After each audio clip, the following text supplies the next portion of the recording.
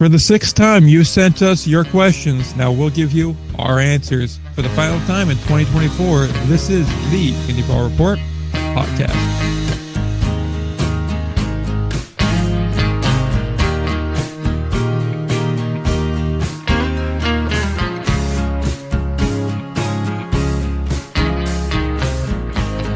Back again, episode number 303 of the Indy Ball Report podcast, the final time in 2024, and as is tradition, it's the Q&A show. Woo! And this year, we have a decent amount of questions. I would say, what, about 30 or so? Yeah, we could have had more. I messed up. I said I'd post it on mine, and then I forgot to. It's been a couple weeks, Ryan. I'm just counting them real quick here. 20. Good content. Great audio content off the bat. Nick just 20, counting. 27. Yeah, we got 27 questions. So just under 30. So I think it's pretty damn good. He loves the counting stat. Guy hates analytics. Hey, look. Do I have to tap the side? Yeah, no. You're good, baby. It's all good. Oh man, It's still sort of surreal to me to be doing the Q&A pod after listening to it. Yeah, it's kind of one of those fun ones I still have, which I know it's I know this is just a thing that we kind of show and go on sometimes, or like it just feels like that thing we do on the side. But then I remember, like, hey man, like I was nervous for the first time I was on here, and this is sort of one of those fun episodes that reminds me of that fact. See, it's always kind of wild for me to say that, like to hear it, just because I'm like, it's just like it's a show. It's not that big of a deal. But then again, I'm also like, it's not a big deal to me because I've been doing it for forever and a day. And also, like, I wasn't like, I'm the one that started it, so I never had it built up to anything. In my mind, it's just like, yeah, it's just a podcast that I decided to do one day because I got bored. I wanted to talk about something. And then I listened. I was like, yes, this is going to be my whole personality now. And you've made it that much easier. See, I let the intrusive thoughts win a lot easier. That battle is not nearly as difficult for them to fight anymore, but I like to think the show was so good you're like, you know what? I could do this too. Yeah, I mean, I was like, wow, I'm obsessed with this, and the bar is seemingly very low. Talk about low barrier of entry. And what's amazing is there's people that try this that trip on that bar still. Yeah, man. You just got to be able to, like, sidestep even. Don't even have to go over, frankly. Exactly, really. It's just more like, you just don't have to, as long as you pick up your feet when you walk. Giddy up, jingle horse. God, that does sound like some sort of hate crime, doesn't it? I'll start the Q&A. What's your favorite Christmas movie? What's your favorite Christmas song? All right, see. The issue with this question is, I don't really listen to that much Christmas music or that much in the way of Christmas movies. That being said, big in the Hanukkah movies. I mean, Hanukkah on the Rocks was pretty good for Hallmark this year. Actually, it was a step backwards in their Hanukkah line, but yeah, it's all right. What are we talking about? I'll just default to either like some of those like stop motion animation ones. Oh, okay. I like those ones. Interesting. That, and then as far as like live action, I'd say probably It's a Wonderful Life. Wow. Yeah. For those who aren't aware, Nick is 78. You're not wrong. When it comes to movies remind me of my childhood.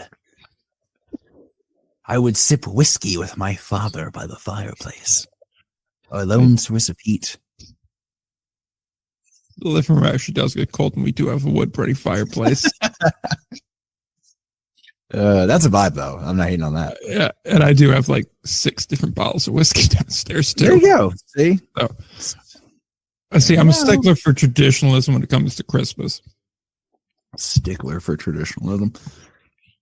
Yeah, Jingle Horse. But Jingle Horse, hate you. Go choir the bells for Christmas music. That's not a bad vibe. Intense. Yeah. I like that. I always thought you could set like some sort of action scene to that movie or that song. It has been done. I think it's been done. Almost certainly. Yeah. If I wanted to go offbeat as far as Christmas theme going, I'd say the one Christmas episode of American Dad with the hillbilly when Santa attacks them all after Steve shoots him. I was sure you were going to say Die Hard. That was going to be your off the beaten path one. Nah, see, here's the thing. Like, I see why it's considered a Christmas movie. It just doesn't follow the traditional Christmas theme. People call Harry Potter a Christmas movie, so I'm like, if we're going to give Harry Potter it, I'll give Die Hard it. Yeah, but there's levels, and it's definitely Christmas adjacent. I think it's fair. It's a December movie. So yes, fair. It's a winter themed film. Actually, the film that, like, if we're going off the Die Hard rules, recent film that I would put like in serious contention would be The Leftovers, or The Holdovers rather. Oh, Holdovers was really good. You're right. I love that film. Favorite one from last year. What was the other one that was like really good film from a few years back? Klaus was really good. I haven't seen Klaus. Strong recommend. Even just from just not even a Christmas movie, just from a movie perspective, they absolutely nailed that movie. Okay, I'll put down and a good random Norm Macdonald pop up in the middle, which always makes me laugh. Okay. Put down put down the phone there. Yeah. So I was gonna say, do we want to get on topic and go to the questions that people sent us? Sure, man. Works for me. So we got 27 questions. If we have your name, we'll give it. We'll go through some of the regulars first. We got here. I think 7 questions here from Ed, and we will kick it off with one that is right up Ryan's alley, which is, do you think Diamond Baseball Holdings may try to buy Indy Ball franchises or get Indy Ball expansion teams to establish a foothold in a market? This would let them either move to an affiliated ball or to relocate an affiliate team. There are some cities that may buy into this premise and dump money into ballparks based off the premise of an affiliated team down the road. First thing I'll say is Ed's one of my favorite people around Indy Ball. Yes. He does awesome stuff, like just out of like personal interest / the kindness of his heart, like doing the deep dives into like attendance and schedules. He's awesome. Yeah. Near day one guy from around here too. So. Oh, really? Appreciate okay, cool. He's been hanging around for a while. Yeah. Okay, that makes sense. That does track because he's in it, and I love that. Okay, kindred spirit. Okay, so that's a good question. So I guess I'll just go on my quick one on this one. So from the Diamond Baseball Holdings perspective, the profit base is, yes, it is having, a ballpark that makes money. Sure. However, a lot of it is about the money they get as with their professional development contract, whatever they're calling it. I feel like they've rebranded that once or twice. But basically the thing that allows them to be our minor league baseball team. Now, that does seem like it would keep you from grabbing an Indy Ball team. However, I think there will eventually be a point where there are no more teams to buy. Mm-hmm. Every team's going to have its price. I think right now they're going through. So it seemed like first, this is in general, there were exceptions across it, but the first round of buying seemed to be struggling owners. Then now they're really buying like off of MLB teams now. Just getting them kind of off of MLB teams books and taking that and saying like, we'll manage the expenses that can come with this or whatever else. Or maybe get you out of just that, basically the business of minor league baseball teams. Yeah.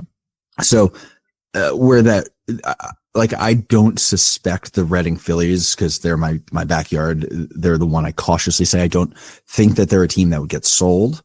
Mainly because there's like if I am aware of the details correctly, there's a complicated relationship between the Phillies and Reading, not in a complicated bad way, in a complicated, like they're in depth. Like they've got sort of a business agreement. I use that as an example because that's one where it's going to be a little more difficult to buy. So there will be at some point a line where they can't buy anymore. They might just be fine with that and be like, all right, like no problem. Or they'll continue to wheel and deal, get new ballparks, turn the least profitable ones into more profitable ones, whatever. So the idea, though, with buying an Indy Ball team would be Lexington's our go-to example of a potential team that could be getting a minor league team. A city that's ripe for an affiliate.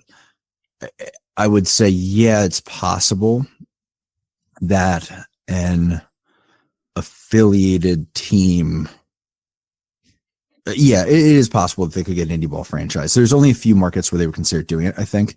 They'd have to be very cautious as well because there's a lot of deals within baseball, which is if you're going to put a minor league team within a certain distance of, I believe, another minor league team or major league team, definitely a major league team, might even include minor league, that goes through an entire vote process and it can be vetoed.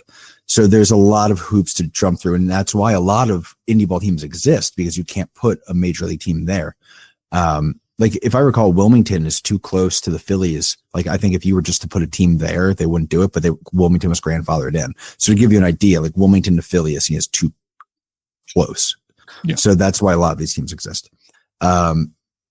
Yes, I would say it's potentially the way it would go. I would say it's extremely small pockets of markets. Lexington would be an interesting example. I would keep an eye on a couple of the Maryland teams within the Baltimore chain, because I do think Aberdeen's a question mark moving forward, as I've been doing some digging over there now. But Frederick seems to be an option there, and Frederick has their own ownership group.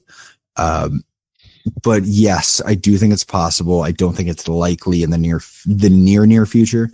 But a very specific type of arrangement, especially if there's going to be new MLB team expansion, which is also now a toss-up because Vegas has become such a debacle. My last point would be, because I don't want to go too long, I also think there's the potential in some of those markets, rather than just buying a team, bringing a team in. So basically, because the one thing would look like I buy a team. So let's use Lexington as the example, even though I don't think it's a good example for this, but just because we're already talking about it. You buy the Legends, you get the town to build you a new ballpark with the promise of an affiliate team coming. Dime Baseball Holdings already has a lot of leverage within MLB and MILB. They probably would get an affiliate team there to the new ballpark. Or you don't buy the team. Indy Ball teams do not have any sort of claim to their market. You just go straight to the town and say, hey, build us a new ballpark. Stop, basically cut the Legends out. They have no choice but to fold or move. And then you're the new Lexington team, which would be, maybe based on, they're always looking for the most financially efficient method to do something. You're already getting a new ballpark. Why do you need the existing franchise on top of that? Why do you need it? You don't need that. Yeah, exactly. Especially in certain organizations where like Lexington's ballpark is even a good spot. They can put out for any Kentucky natives, this is your moment. They put out in like Georgetown out in the suburbs, and then all of a sudden there you go. So that would be the sketchiest thing, but actually probably most likely, which is, I hate to say, but I've kicked it around a little bit. I have been in contact with some Dime Baseball Holdings people within their chain, and they have not discussed Indy Ball teams, but they have discussed Indy Ball towns to keep an eye on. Oh. So there you go. Well, you have interlopers. Perhaps. Not everybody working in that organization wants to be working in that organization. I don't think I have much to really add on that. Yeah, like whatever is the most profitable option is going to be what wins out. Right. All right, so on to question 2 here. What is the reason for Indy Ball expansion? There are a few teams in each of the leagues that are consistently profitable, a few borderline, a few potential, and a few train wrecks. Why not turn that expansion energy into improving current teams or work to relocate struggling members? Wouldn't this be a better approach for long-term viability? I would say the real holdup there is expansion brings in new money. Yes, I think it's all about the buy-in. I think if teams are struggling and the league is struggling, the people that get the money from a new organization as the owners go straight to pocket, essentially. Yeah. Unless, there's something else I'm missing there, but for the paperwork I've seen, it seems to be straight to owners. Yeah. I imagine maybe in some cases you have a community pot for general league expenses, but that's probably just a league due that you'd pay more than that's actually a yearly due. Yeah. Yeah. So that'd be, maybe you could just say, take my yearly due or league dues out of my cut of the expansion money, but it's 6-1 really when you get down to it. In any case, yeah, it's just bringing more money by expanding. And if you want a new team, like let's say you're a new owner, you want to buy a team, why would you buy an existing team that's in a market that's struggling, that presumably has some debts already with it, when you could either just let that team fail and then go into that market a few years later on when you don't have any of the baggage, or just go to a different market entirely that has more promise? right? It's kind of like when you look at, a player as a prospect, right? If you have one that's 4 years into their career, they're still not hitting well, they're still not fielding that great, they only have certain elements of the game that work right, you're probably less likely to go after and get that player versus a kid that's, maybe a year into it or just sitting in AAA and has had some struggles, but is younger and hasn't really gotten the opportunity yet. The potential and possibility it normally outweighs, trying to go in and fix something. So it would be something along those lines, right? Where I would even say it's closer to the Flow Sports situation of you take the money up front, whether it's good for the business or not. Like is it the best thing for long term for me and the town, like my organization and their familiarity with the community and what we're working on? Maybe not. Is it best for the league? Maybe not, but it's good money right now. And that's hard to turn down when you don't have a very successful, when we don't have a very profitable team. And that's why we've talked before about it is rare and key to have some owners that are not really in it for a profit because they can make just decisions for the health of things. Yeah. And when you have I was going to say, when you have money owed to vendors and whatnot that you're going to need to now renew contracts for, if you have a chance to get like 200,000, 250,000, and you could settle that debt so that you're good to go for the next year, or you say that's not a good decision long term for everybody, we'll pass on it, and then I'll have to find that money somewhere else. You take the most obvious way that keeps you alive in the short term, Yeah. And while this sounds very much like a pie in the sky, but any real owner is going to take the money. Like realistically, in my quick little side tangent, and then we'll go because we need to move a little quicker through these questions. But I think these are very good questions. There were, and I can't remember off the top of my head which four it was, but there were four main teams that were winning in the early NFL. I want to say it was Chicago. Oh, might have been Green Bay, Washington, one more. I don't remember, but they were dominant. And then they got together, the dominant owners, and knew that this wasn't going to continue to work if there wasn't some sort of parity. And they were the ones who helped come up with the idea of the draft to help the teams below. So like they hurt themselves in the short term for the long-term growth. Like successful organizations do this. Like successful leagues do this. It takes biting the bullet, and it takes, having an understanding of the long-term vision here. And I think it's unfortunately not something that many owners have and many leagues have. Yeah. I mean, it comes down to a prescribed burn, right? Where you got to get rid of all the dead wood and things on the ground there. So that way, when there is a forest fire, it doesn't spread that bad. But if you're not planning on being in this for, 10, 15, 20 plus years, and you're only like, yeah, I'll do this for like 3 to 5 years and then I'll probably sell and get out, then what do you care about the long term? Midterm length is really all you care about. So you prioritize short term and midterm, and then you get out right when the writing starts to become apparent. Right. So that's the real issue there. The interesting thing in the last point, then we'll go to the next question is, it'd be interesting to see if you wrote into league agreements when you joined the leagues, right? Is that you agree to a certain amount of money that you put up front, but you also agree to own this team for a set period of time, right? Like say you agree to own this team for a minimum of 96 months.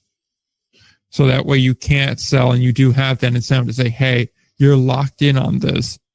You either will owe a penalty if you sell or get out, or you are locked into this team. It'd be an interesting idea. I obviously would need to know a bit more about the contract structure there, but some sort of binding agreement would make it more interesting.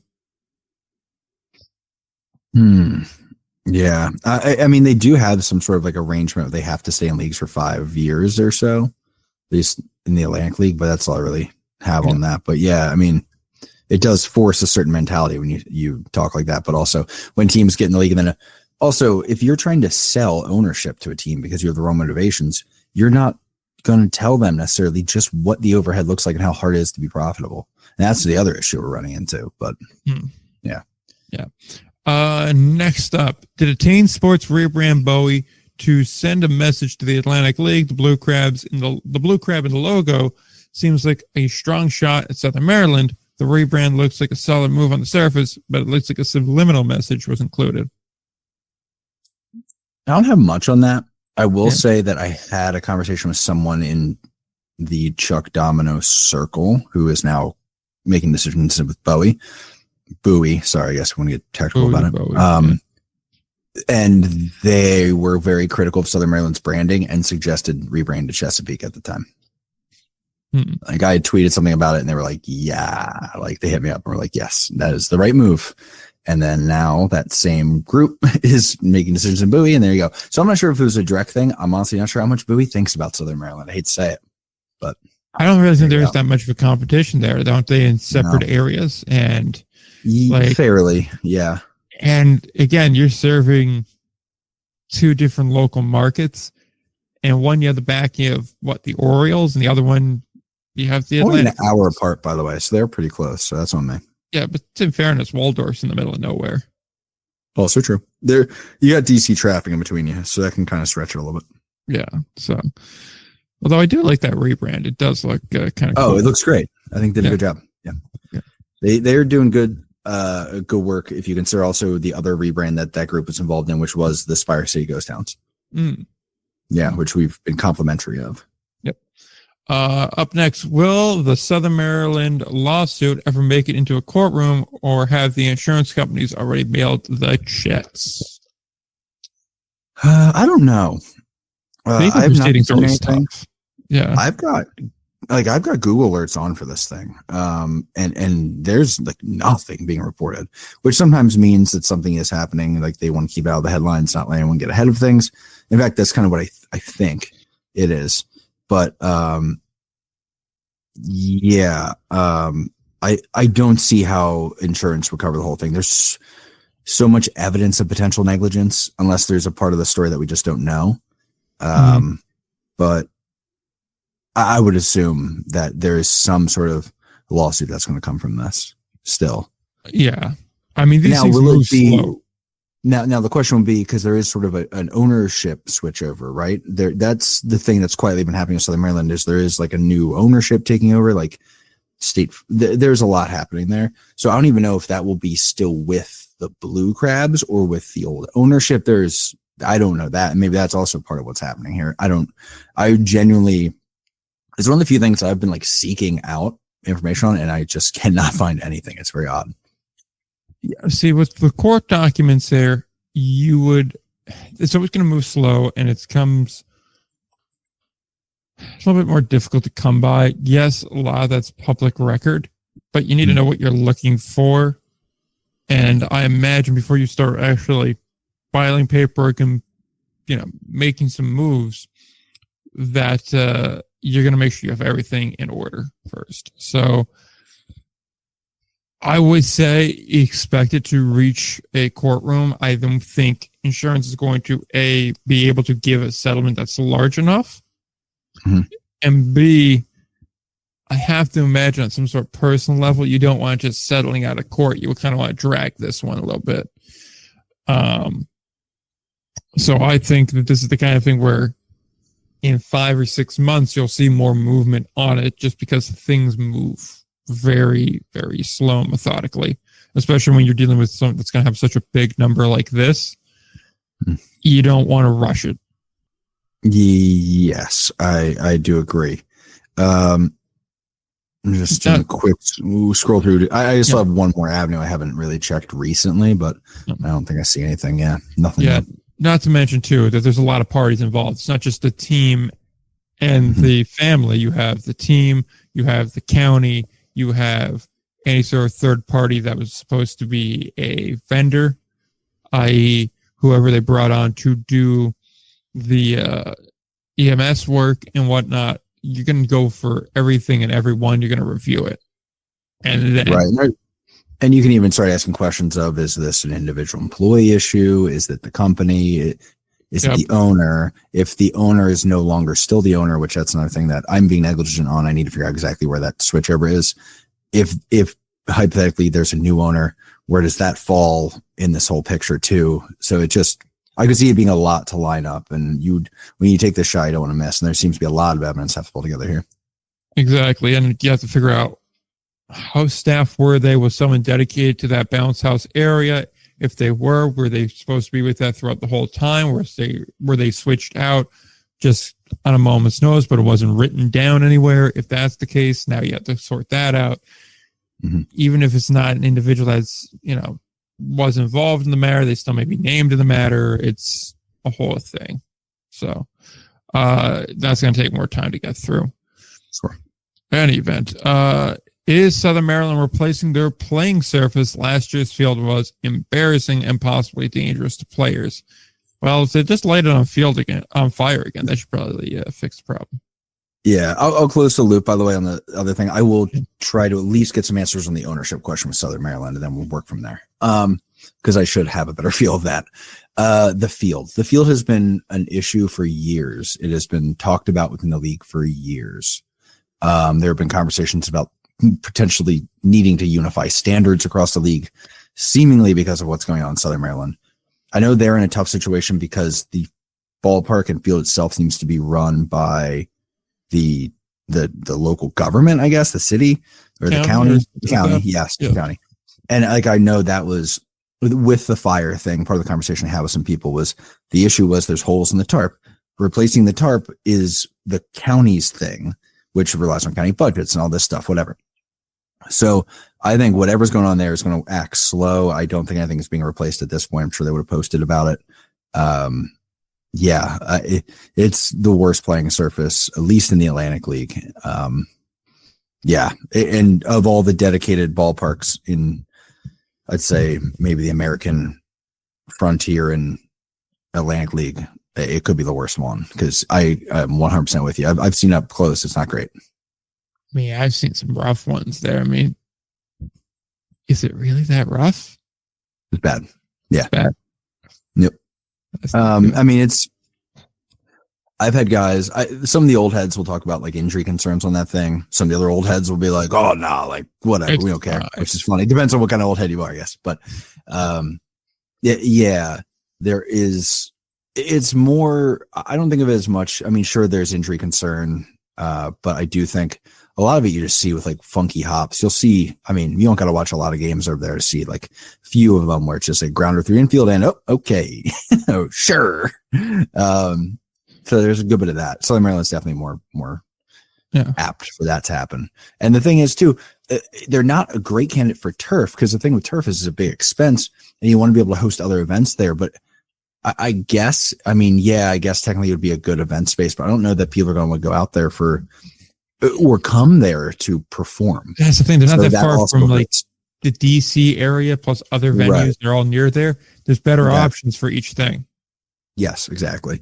And that's part of the issue because that's something I've seen in multiple other places burn people. Like Lexington had multiple unsuccessful events because why would a good entertainment act come to that ballpark when there's UK is right there, like with one of the best arenas that you can go to. And then if someone is going to come there, the amount it costs to get a ballpark ready, how many tickets are you going to sell for somebody who couldn't go to the arena? And that's the trap a lot of places fall into. I think Gastonia struggled with events for the same reason, being right outside of Charlotte. I think that's sort of something that people are realizing. You have this pie in the sky idea of, we can do all these events, but then you think, can we really? Can we? I mean, heck, Lexington got turf and like, I guess too late because like they already had a soccer stadium being built for their new minor league soccer team. Like at least High Point was able to get the minor league soccer team in there and that helps out a lot. But that's kind of, I think that's where the money ends up being. It's not on events, even though that might be what you're thinking about when you're getting turf in there. So I caution everybody on that one, not to be super negative, but turf, it allows for some things, but you got to be able to pull that off. You want some commitment. Grass is not what's holding you up a lot of the time. You want to make sure you have actual commitments from entertainers and other groups that they would be interested in actually showing up if you got the turf. Right. Or you could just say, screw it and get tacos and tequilas to come to town. And just tear that thing up. Exactly. Tear it up. All right. Speaking of tearing things up, Next question. How do Flow Sports viewing numbers compare to the numbers for the American Association? The Frontier, Atlantic, and Pioneer have a long way to go to improve the presentation. Any plans to upgrade the quality? Now, correct me if I'm wrong as far as presentation goes. That's still incumbent on the to actually produce that. Mm-hmm. Yes. So right now, it's on the team. A lot of teams work with Virch, who had some mixed feelings about. But you'll know by if you check the broadcast and it has a little Virch logo on the score bug. And Virch is sort of a mass. That's the idea. Is they do almost mass produce minor league games, across the board. I know they actually had a deal working out of multiple suites in Lexington when I was there, which different conversation entirely, but they were getting game footage sent back to them from other games in other cities and producing it sort of like, they don't have to be there to produce it essentially. Yeah. That of course creates issues that of course can, they're getting better with it. I do think Virch has stepped up, not to focus on them, and they've done stepped up and been a little better this year than the year prior and the year prior. But I still think that's a tough way to go about it. Now, producing a game is somewhat expensive. I think that's why teams like to outsource it whenever possible. That's why a lot of your media and broadcast people are also selling sponsorships. So that's on the quality thing. That's kind of it. I started doing a deep dive into who has the best broadcast and then just took too long. So I might do that later in the off season, but yeah, it's a struggle. As for, do you have any other thoughts on the quality question? Sorry, I've been kind of on these questions have been very much in my wheelhouse. Yeah. It's just as far as quality goes, part of the problem you're also going to have is you don't have the same kind of technical staff that would be available to you on a higher level. It's a budget type thing. You're going to have a lot of interns kind of working that, as well as like your one or two guys. How many times we see a media director that's also the broadcaster, that's also, running the whole production element of it. Mm-hmm. Not to mention that to run on that kind of high level that I think a lot of people think of when they think sports broadcast, that requires a lot of equipment and a lot of hands to have all that stuff queued up and ready to run. It's not the kind of thing you can do whilst you're calling a game. And so if you're going to have one or two guys that are broadcasting, you're going to need like a third guy there producing the thing. And to run on an even higher level, you're going to need a fourth or a fifth guy too. And your camera people. And them too. Now, of course, you could get away with just putting 2 or 3 cameras on lockdown and picking 1 or 2 angles, probably your center field or a home plate camera. That's actually going to be a manned operator. But you can have your first and third base that are just on a lockdown position to get you pretty much a field wide view. It's not going to be as good, obviously, because you can't adjust it to your shot. If guy hits a hot shot to third, you can't go ahead and get the shot you'd want of the third baseman fielding it or making that throw. You got to hope it just kind of is in view. But you can do that. Of course, the issue is, again, either you need to bring on a larger intern staff, which can become an issue, or you need to bring in more tech staff to actually run the thing, which is going to become expensive quickly. So yeah, that's the issue really with the production element of it. Right. And I think that's where it runs into another interesting thing, which is, so I have done more digging. Flow Sports doesn't publicize their numbers, but I've gotten close to some people working within the Flow Sports bubble in one side or another. And that's what I'll say there. The year one on the switch to Flow for most teams, it seems that they saw about an 85% drop in viewership. This year, it seems like it's more like 75 to 80% of what they used to have dropped. So to better say, so what? That's like they only have about a fifth of the viewership they used to have. They were only having about a few hundred viewers a night. So we're talking now they're at a few dozen. It's hard to justify spending a lot of money on a broadcast for a few dozen people. Now, the thing that bothers me is you can't have it both ways, in my opinion, right? So I was a big proponent of the YouTube broadcast because I think the YouTube broadcast allowed for a lot of potential. And how many times have I said it? Savannah Bananas model. Savannah Bananas were broadcasting on YouTube, and they were able to run sponsors. They were able to run a lot of stuff because they were drawing people in. They were giving a good, entertaining product. It wasn't just a boring broadcast. Now, you don't have to be silly the whole time, but I'm saying, like, give people a reason to have some fun. Like I've always said, like between innings, don't just cut to like, if you can cut the ads, sure, because that means money's coming in. But if you're just not going to go to ads, you should have a highlight clip, like highlights from the season, from the past series, something to bring people in. Funny stuff, funny quick hit, like minute interviews with guys, give people a reason to stay checked in and watching. That gives you retention numbers that can help. That is the model, in my opinion, for YouTube. And then you can have ads on the screen, whatever. And that will give you some money trickling in from sponsorships that way.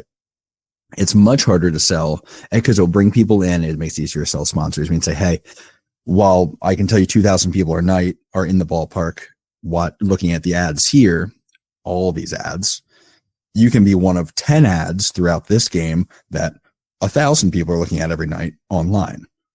And it's a smaller number of ads. It's the only thing they're focused on. So you can sell that. What bothers me is they're saying because we have low viewership, it's hard to invest in the broadcast. That's what I'm hearing from a few teams that I've been able to get details from, right? And from potentially biased sources, because it is mostly the media people I'm talking to about this. But it seems to be the feeling for a lot of these teams. But if you recall, the Flow Sports deal happened because there was a lot of upfront money. So you got your money. And now you can't say, well, it's not making money, so we can't really put a lot of money into the broadcast. Or we don't want to, pay we don't want to more invest in something other guy or whatever. And that's frustrating because you made your money. You decided that you were going to make more money up front than year to year. And now you're looking at the year to year numbers, some of the teams at least, and saying, well, because the year to year numbers are low, I can't do this. You chose low numbers to get the money up front. Use some of that for the broadcast. And I say that because it should be good for your brand. It's good for the league, but also just from a talent perspective, it's bad that there's a lot of young talent trying to get involved in the game that can't get involved because there are no color commentary jobs right now. You can get a quick, maybe a little hourly pay. There's very few full-time broadcast jobs. Like it's, I would love a broadcast job personally, but like they're not out there for anything more than like hourly and like also doing a bunch of sales and whatnot. Like that job doesn't really exist in itself right now. It does here and there, but not fully. So it's bad for the game as well. So there's a lot of frustration points there with the move to Flow and then the attitude coming from it. Because if you're going to take the guaranteed money and not worry about it, that allows you to do other things that they are still not doing. So it bothers me. Sorry. That was sort of all over the place, but I have a lot of feelings. The only counter I'd have to that is at the time those deals were coming through was right around COVID time. So you needed the cash to kind of make up for that. So you put that money elsewhere to what is essential for you to continue to operate. So if you spent that money in that post-COVID time, because if I remember right, most of those YouTube broadcasts shifted to Flow in 21, coming between right out. 21 and 22. Yeah, so coming right out of that. It was a year. Yeah. So you had a lot of money just kind of going to keeping the ballpark alive or keeping your team going, things like that. So I could understand take the money up front because you probably have debts that got to get paid. And now it's like, okay, well, now we got the bad end of this, but we did what we had to do to survive. And now you're like, well, look, we're not making any money off of this broadcast. Why are we going to throw more money into this and put ourselves in a worse financial position? That said, it's still an investment in the product itself. And you saw what the potential was when you didn't have a pay barrier. I think it's a reasonable expectation that you're not going to get back to that high of a level because people just aren't going to pay that kind of price point. But that being said, if you could get even within 40% of that number and get back to even just a couple hundred people a night, if not that 1,000 mark, which I think some of the more popular teams were hitting 1,000 on a somewhat regular basis. A team like Long Island, I think, did fairly decent on their regular broadcast. I'd have to go back and check to see what the numbers were. But regardless of that, you get from, like, say, 48 people now back to like 250. That's a notable jump. And it's worth at least exploring. Yes, I agree. Yeah, I don't want to go too long on this, but my last point would just be it's frustrating because, yeah, it did feel like a lot of teams did the YouTube thing because a lot of teams did YouTube in 2021. And then they did it and then we're kind of like, well, that wasn't overly successful. I'm like, no teams really put a lot of effort into it. Like a lot of teams were just getting resettled. A lot of cities were just getting used to the team being around. Like it just felt like nobody really tried to realize the full potential they had. And again, what's the goal of the broadcast of you broadcasting your games? In the NFL and MLB, it's to, get more eyes on the product, whatever, more sponsorship money, commercial revenue, whatever. At this level, it is to maintain connection with your diehards and maintain the an ability and approachability for your local fans who maybe are just curious. Increasing accessibility. My thought was always, because we were in Lexington and Lexington really had an issue with understanding what was happening with this team, and they kind of forgot about them. It's a long story. We've been over it before. My thought was always have broadcast only things happening, like broadcast only, maybe promos or giveaways or weird stuff. Like I've always said, if a team did something like the teddy bear toss and people couldn't make it, but everyone knew it was going to be a big thing, promote it and say, yo, on YouTube, we're chucking teddy bears in the middle of the third inning. Come check it out. Like things like that you can like come to see. And then it kind of gives you a little more of a like, yeah, okay, I understand more of what this team is, what this league is. Like, okay, even if it's only for a few, and if nothing else, it's fun. That's fine. And I feel like we're punting that opportunity, but that's that on that, I guess, for now. But I have more thoughts on it, but I'm going to shut my mouth.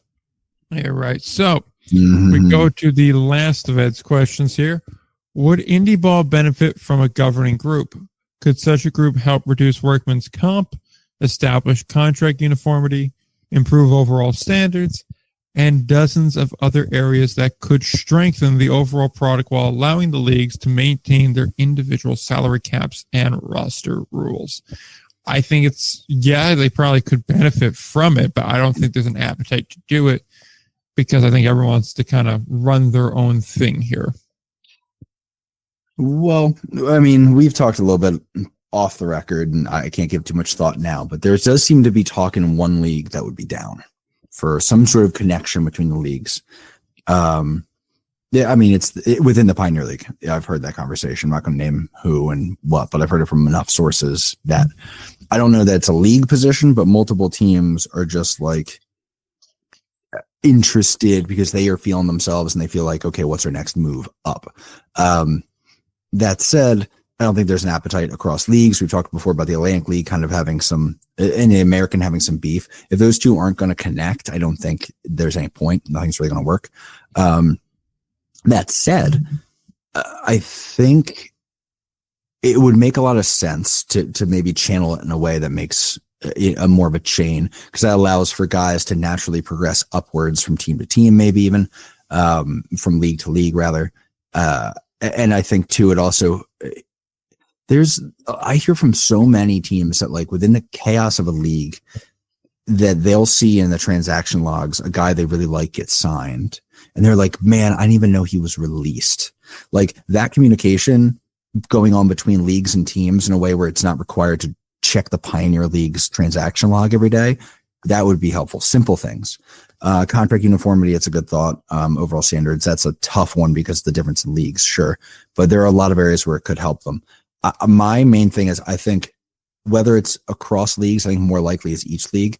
This is not an idea that would happen either, but my main thing I always push is I think there should be an ombuds person, which is basically just a person who is there to make decisions for the good of everyone, like a representative of the whole. So if the league president's job should be to maximize revenue for the league, I think it should be long-term revenue, but sometimes there's going to be short-term decisions made because they work for the owners.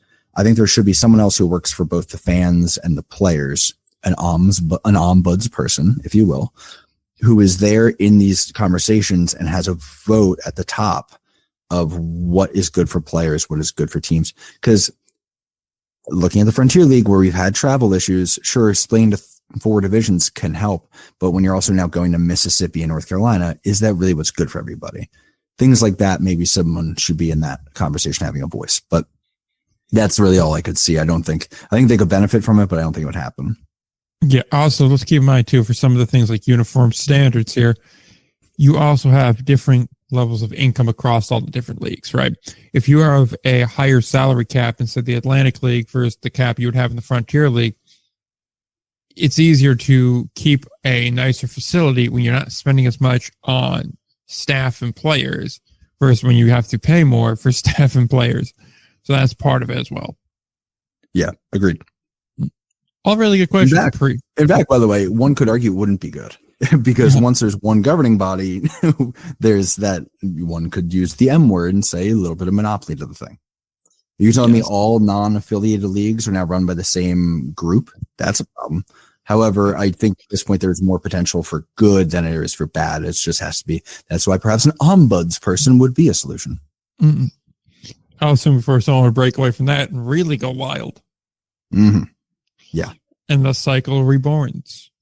But any case, we go to the next set of questions. Another near day one person with Chris. He is always active, always has some good comments to make. Appreciate him.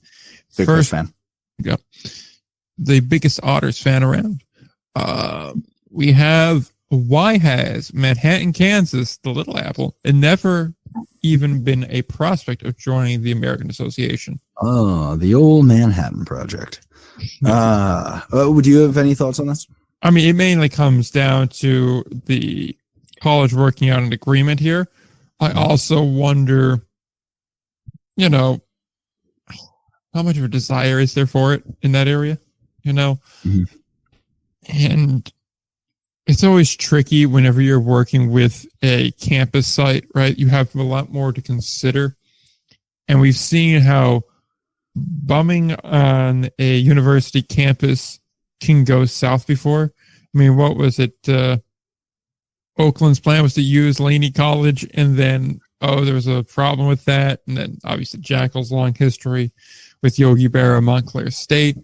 There are more things you got to work through when you're at least just working with one body, which is like a city government. It's a little bit easier to come up with an agreement than when you're working with a college that has to approve everything, and you have to accommodate student athletes and things like that too. So, right. There's a lot of hoops to have to jump through.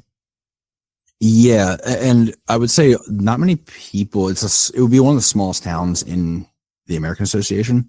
And if I remember, I did look it up when I saw the question. It's the number one employer is the university.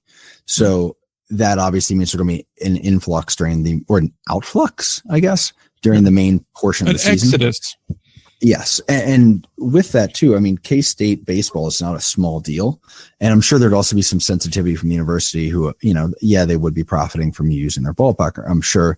But also, you want people going to your games and supporting your brand.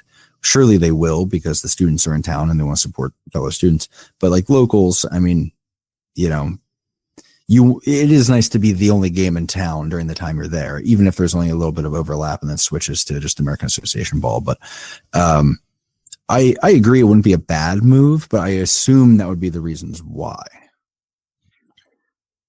Then also, I do wonder now, when you have NIL as part of it, although I don't know how much baseball guys are getting out of NIL money, you'd like to be able to go in and use your facility whenever possible, right? Like, obviously these guys are going to go out, they're going to play their summer college ball either in the Cape or Northwoods League or wherever it may be. But if you are going to try to recruit somebody, do you want to have to worry about the Indy Ball team that's there too? Or do you want to just be able to say like, hey, look, this is our facility, come in whenever you want? Plus, I mean, I'm looking at the capacity on the stadium here, right? Because it would have to be at the university. You wouldn't be able to put it anywhere else. You only can seat about 2,300, which feels like a low amount, right? Like, I doubt you'll draw more than that a game, but even still, you'd like to have that luxury to be able to kind of do a little bit more. Yeah. Beyond that too, I mean, from my own experience in Lexington, one of my favorite named universities ever, Transylvania University, would use the stadium as well, and they had their own field, but their field was not up to like standards, so they would usually practice there and then play at the stadium. Now they bring the genomes in, and like immediately Transylvania was like, whoa, like we have a deal. Like, what are we doing here? And there was like talk about potentially like a lawsuit there, and basically making Andy pay for fixing up their field in time to use for the season, because it was going to be really unwieldy. I do think there was a little bit of conflict and like with the a conflict with the scheduling as well. Like it was a headache. And think about, it's not just a game going on. Like, it's a baseball program wants to use the cages and to use the clubhouses, all that. And also going back and forth between who's using clubhouse is not, professional ball players do not want to share a clubhouse. College guys don't, but professionals do not want to. It is not something people are comfortable with. People keep their belongings there. Like that is not something people want to do. It is a far more, complicated situation to navigate than people assume. Because I think that's also part of it. Because for college guys, it's the facility where you work at. For professional ball players, that's your workplace. Yes, agreed. It's just a different element there. Also, I'd like to point out too that K-State only averages about 1,400 per game, and they already have a built-in fan base. And if you're going to try to start from scratch, I don't think you're going to get the same kind of pop that you'll get from someone that's established in that area. Agreed. Yeah. All right. So next up is same question with Joplin, Missouri. Other than poor effort that was made in the past, so why is there no team in Joplin? It is a nice facility. However, it seems like pretty much everyone that was associated with that last kerfuffle said it was a complete disaster. And when you have several failings in the same market, it's really hard to try it again. Yeah, I think that's probably the big thing. I'm trying to see. I mean, I know they have a college summer team over there. I have no idea what that looks like. Doesn't look like. Yeah, I mean, not a lot of attendance being listed by this, but they only have like 20 home games a year anyway. If I'm honest, maybe. I mean, they have a ballpark out there. That is the only thing, but I'm not sure that that's something the American Association want to get involved in. That's kind of all I've got on that. I've just never really heard, unless I think it would be in a market that would quickly rise to the top of potential options if all of a sudden something happened and you had to solve the odd number of teams issue, if that makes sense. Yeah, that would be the only thing I could see is there's a limited upside, and we've learned all the downsides from previous attempts. So it becomes a little bit difficult to really sell it. And also you got to sell it to an owner. That's the thing is like, if it's the American Association has to run out a team out there, I could see them because they have prior connections in Joplin possibly making something happen for a year or two. I think it would be hard because you got to draw if you're, again, like the American Association, the process they seem to like to use is find an owner, a prospective owner, locate some potential towns and go from there. I just don't know how many owners are going to go to a town where there's already been failure in the same environment. I think that's a big holdup.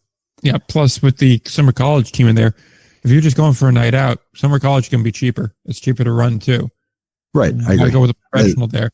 And I mean, as we learned, Brockton and Frederick still seem to have more of a relationship to their, the Rocks and the Keys than they do to, the ghost towns and the knockouts. Yeah. Plus, let's also not forget the fact that it's not entirely out of the footprint, but it is a little bit further east than. And I mean, you have Gary and them. It's kind of just in a weird zone. There's not too much else really over by there. Like, what would be the closest one? Probably Kansas City, right? Yes. And that's not it does give you the connection between, Cleburne and the rest. Kansas City, but that's kind of about what you got there. I also just don't know if they fit that modern plan that they go for when they're looking for expansion. We've mentioned it in the past where they look for things there, and it's an awkward bit there. So I am curious about that, but regardless of that, we'll move on to the next question there. Is there any chance we see an Indy League World Series to qualify for the Baseball Champions League? I would doubt that highly, just solely based off the conversation we've had in the past on it, which is if you're like the Atlantic League, you have very little to gain from this situation. Not to mention you have to balance when this will be played. The whole winter ball element of things is certainly a factor. And as far as a player goes, unless there's a good chance of you, getting seen as you're playing in this, what's essentially exhibition tournament, you're risking your both summer and winter paycheck for possibly nothing. Likewise, the Baseball Champions League is so scatterplot that I just don't know if teams view it as worth doing. I think the American Association's more open to it because they're all about brand growth right now. And they've really hammered that home with the various deals they've signed, the efforts we've seen with the social media, the effort we've seen with a baseball TV, the partnership with the Australian League. They are really about getting their brand out there and getting recognition and trying to be the league you think of when you think of Indy Ball. That's what they're trying to do. They understand that right now the Atlantic League is what you think of because they had a bunch of big names 15 years ago.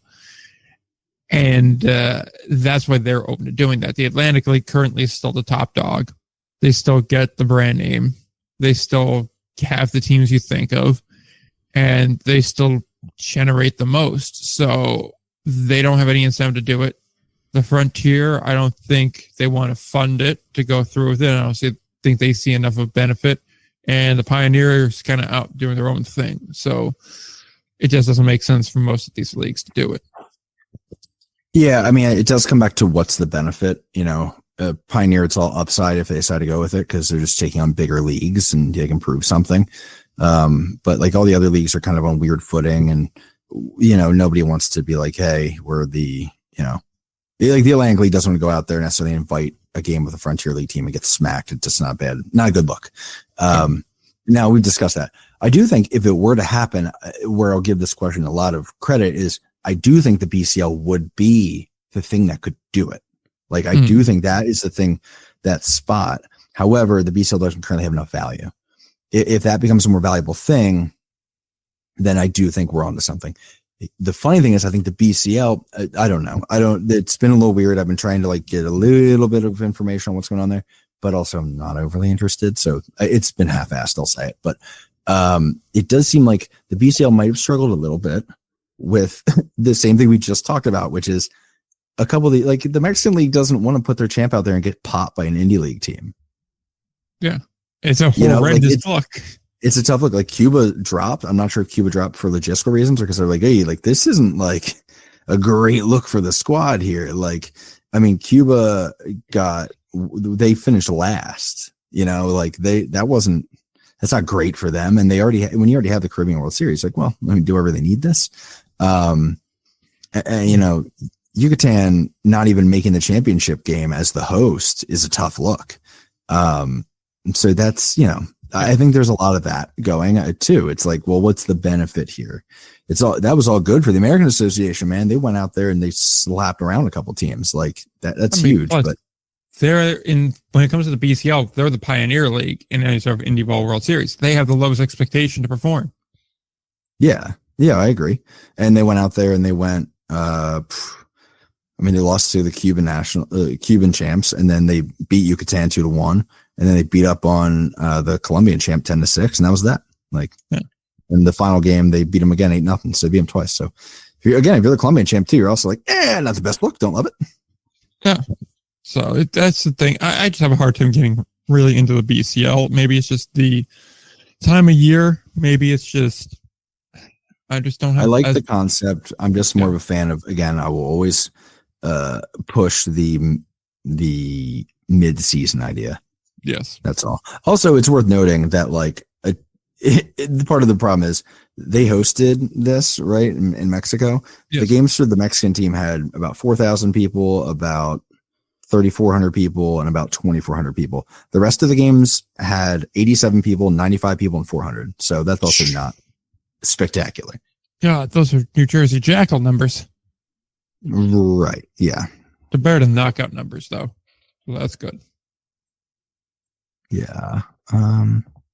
Speaking of those teams, next question up is, if there was a single team that you could rebrand, move, or relocate, which would it be and for what reason? An interesting one. Do you have any thoughts here? Oh, man. There's a couple teams that I would like to move around a bit. Maybe not even like relocate in the sense of leave the market, but just I'm sorry, shift them. The only thing I have, which makes me laugh, is I forgot that the losing pitcher in the championship game of the BCL was Jalen Miller, who pitched for Kansas City all season.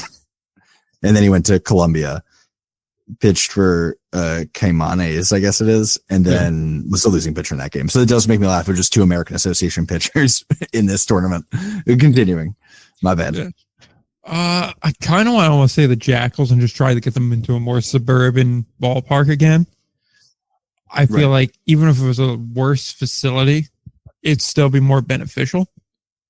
Mm-hmm. As far as a rebrand goes,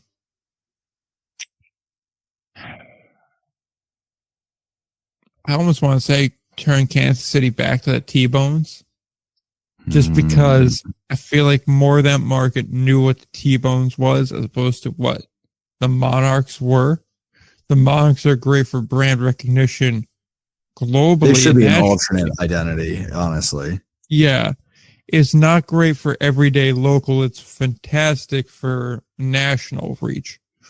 But the thing is, people that don't live in Kansas City, Kansas, or the surrounding area don't go to Monarch games.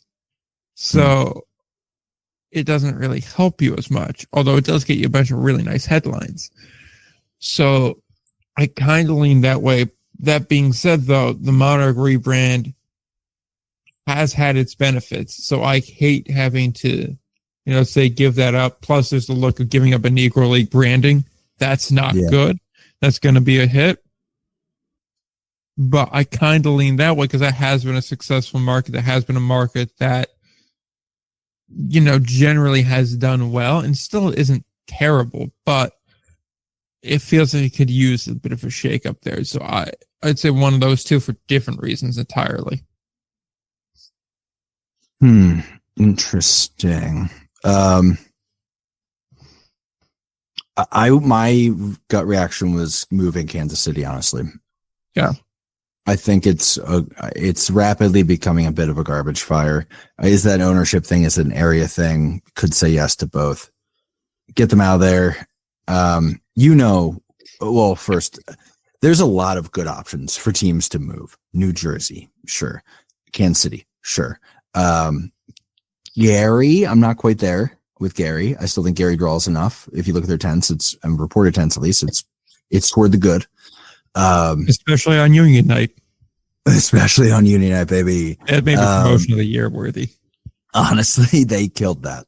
I always look at like, wow, there's a lot of teams in the Chicago area, but they seem to do well. You know what I mean? Yeah. Now, I am shamelessly going to just push the thing. New Jersey, I don't really want for what I'm trying to do because I have an agenda. I'm not going to touch a Frontier League team. I'm taking Kansas City and I'm moving them to Lake Charles and we're getting a team back in Louisiana and working from there. Or to New Orleans, but I think the ballpark issue is lingering. So that's the way I would think about going. I think it's a way that could work. I think it's got a lot of potential. There you go. Or I would... issue. Dude, I mean, you could say that for a lot of teams, though. I mean, it hasn't stopped the entire Florida summer league circuit, so it is what it is. The other option would be probably you got to do something with what's going on in the Pioneer right now. Probably clean that up. Probably take NOCO or something and put them. I'm interested in Cheyenne. I think it's a fascinating option. I don't know if that's logistically possible. Put them in Pueblo.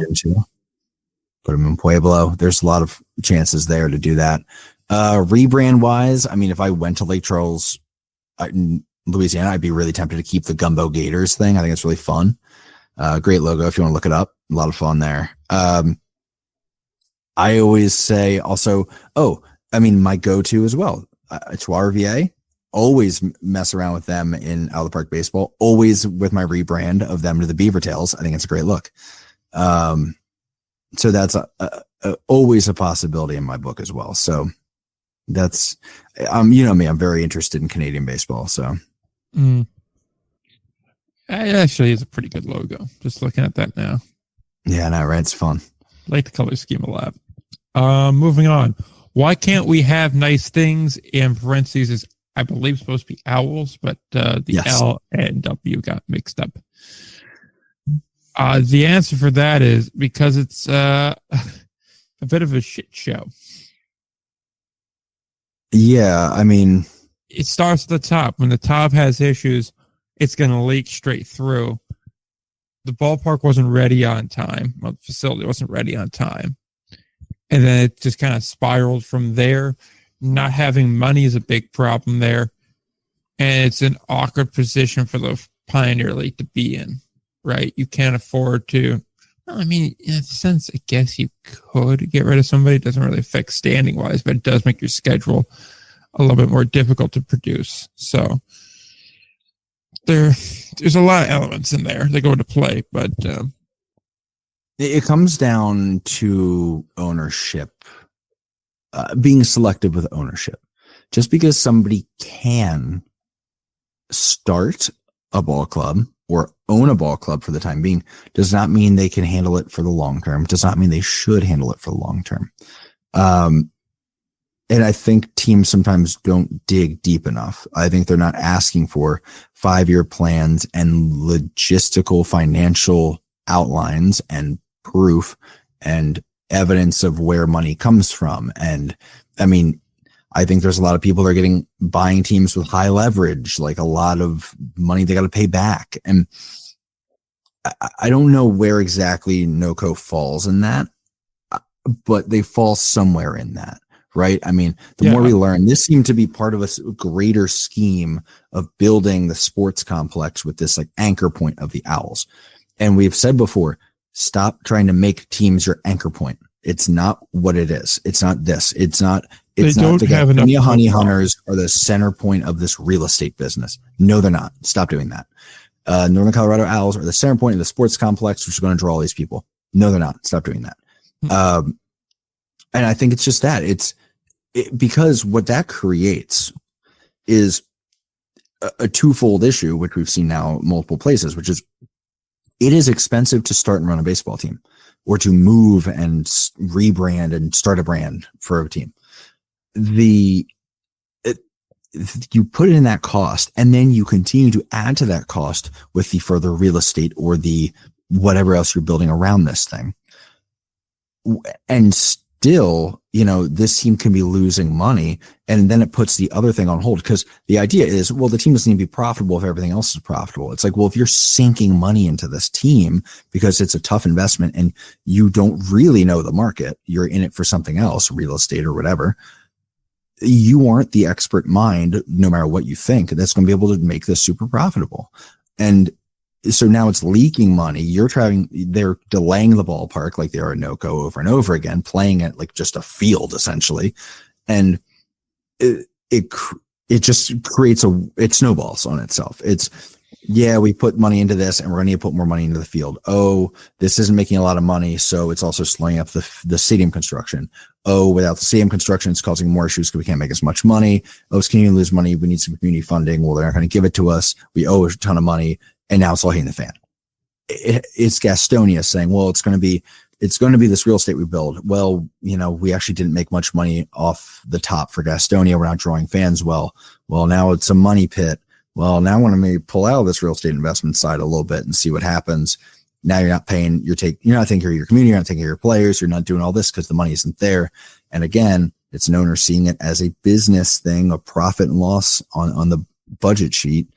And then all of a sudden it's a disaster. I will preach it again.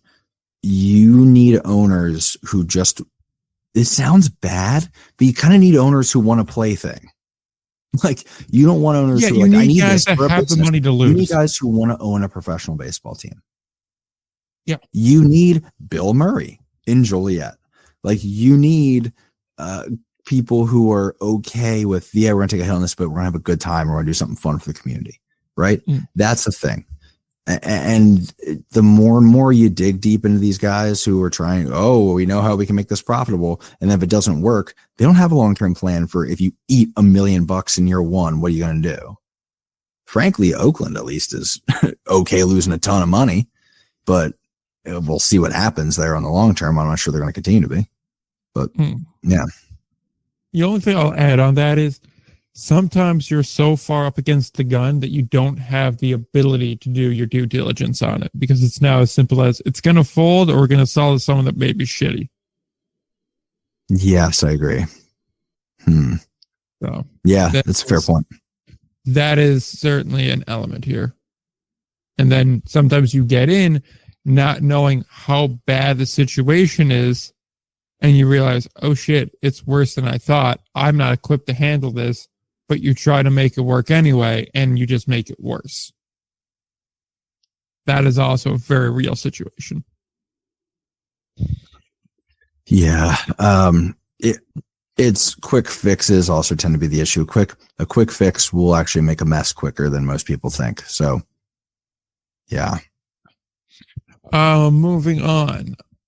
If all the teams rumored to leave the Atlantic League actually do you see any markets following suit because of it? Now, I will assume this means any additional teams leaving the Atlantic League, or any sort of team trying to now get into the Atlantic League due to the openings. That's how I read this to mean, one of those two ways.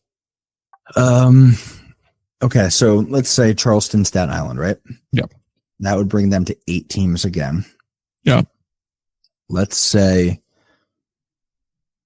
I could see Lexington then trying to move to the Frontier, if that's the case, assuming they went to the Frontier. I could see then the Atlantic League needs to solve the odd number team issue again, so who knows where they'd go from that. If they went... Because you need to go to 8. You can't go lower. Right. Yeah. And I could see them trying to keep it around 10. So... You could try to recruit New York in. I could see one of the Maryland teams hopping in, whether that's going to be like Aberdeen or Frederick. I could see. I mean, it's tough. I mean, we've talked before with Quebec make the jump. I think Quebec would have no fear of making the jump if they saw it was beneficial to them. Yeah. Though I'm not sure that Quebec would feel that spending the more money that it takes to be in the Atlantic League would be beneficial. Yeah, I don't think they have anything to prove from both a baseball and business perspective. Yeah, I'm not sure their fans are happy. Yeah, exactly. Yeah. So I don't know if they would. The only thing they might be able to be enticed to do it, though I'm not sure that's what the only thing I could see getting them to really make that jump is if things in the Frontier had deteriorated enough to where it really looks bad or really looks toxic over there. That you look at the Atlantic League and go, yeah, it's more money, but it's better ran. Which, is maybe not a sentence. Yeah, I wouldn't say that. Well, I mean, but compared to the Frontier League, yeah. Yeah, plus keep in mind, they get rid of Charleston, which is a source of dysfunction, and you would add Quebec, which would be a source of stability. So that would help the cause there, too. Yeah, I can see that. Beyond that, yeah. Unless a draft league would jump in. That I always am looking at draft league. I'm always looking at Appalachian League. It just depends on who would have the funding to hop into the league. Because as we talked about, there is a fairly substantial buy-in. Yeah. Unless if you're that desperate, you would lower the buy-in to get back to where you need to be. Or do something where you stagger it. Where, say, instead of paying a large upfront fee, you go and take a percentage of profit from each year or something like that. Yeah, I could see it cutting some sort of deal there to get, especially if it's a team that you can rely on to be profitable and solid, like Quebec, if you will. Now, if you're looking more Appalachian League, that's a different sort of offer. I am still looking. I am really fascinated by Johnson City, Tennessee, man. Greenville to an extent, but really Johnson City. I mean, their attendance numbers appear to be kind of crazy. And they have a nice ballpark. They put money into it. They just put turf in. they seem to know what they're doing. It's just who wants it. I mean, that is Johnson City is now in a spot where they could be grabbed by 3 different leagues if they wanted to. I would say that is the one to watch. And then potentially Greenville, but I don't really know. Yeah. I mean, that all comes down to profitability though. Right. I agree. But those two could also jump ship together if they decide that that's the move they want to make. But I mean, they do draw okay. I mean, obviously on the right night, but really the standout does seem to be Johnson City. That seems like a town that likes that team, and they've been coming to support them. Always point out Burlington. Burlington was one I've said before on this podcast. Burlington has literally hosted the Atlantic League meeting in the offseason before in North Carolina, where they could have gone a little further and gone to High Point or Gastonia, and they did it in Burlington. Fascinating. So that is something to watch. It is interesting, but we'll keep it going because we do have more to get to. Do you think relegation could work in Indy Ball? Mm-hmm. I don't. Is there a system in a way where you could make it happen? In theory, yeah. In practice, I don't really think so. I think besides the league buy-in numbers and the change in roster rules and restrictions and salary caps, I think the finances and just baseball op perspective make it a very difficult reality to make work. Mm-hmm. I think it's a great idea because if you look at the teams that are unsuccessful, very often it's the teams that are spending too much money. And because they're spending so much money to be afloat, they're not able to put the money and resources into on-field product, and then they get buried. Talking about our Sussex and New Jersey friends here, and New England, frankly.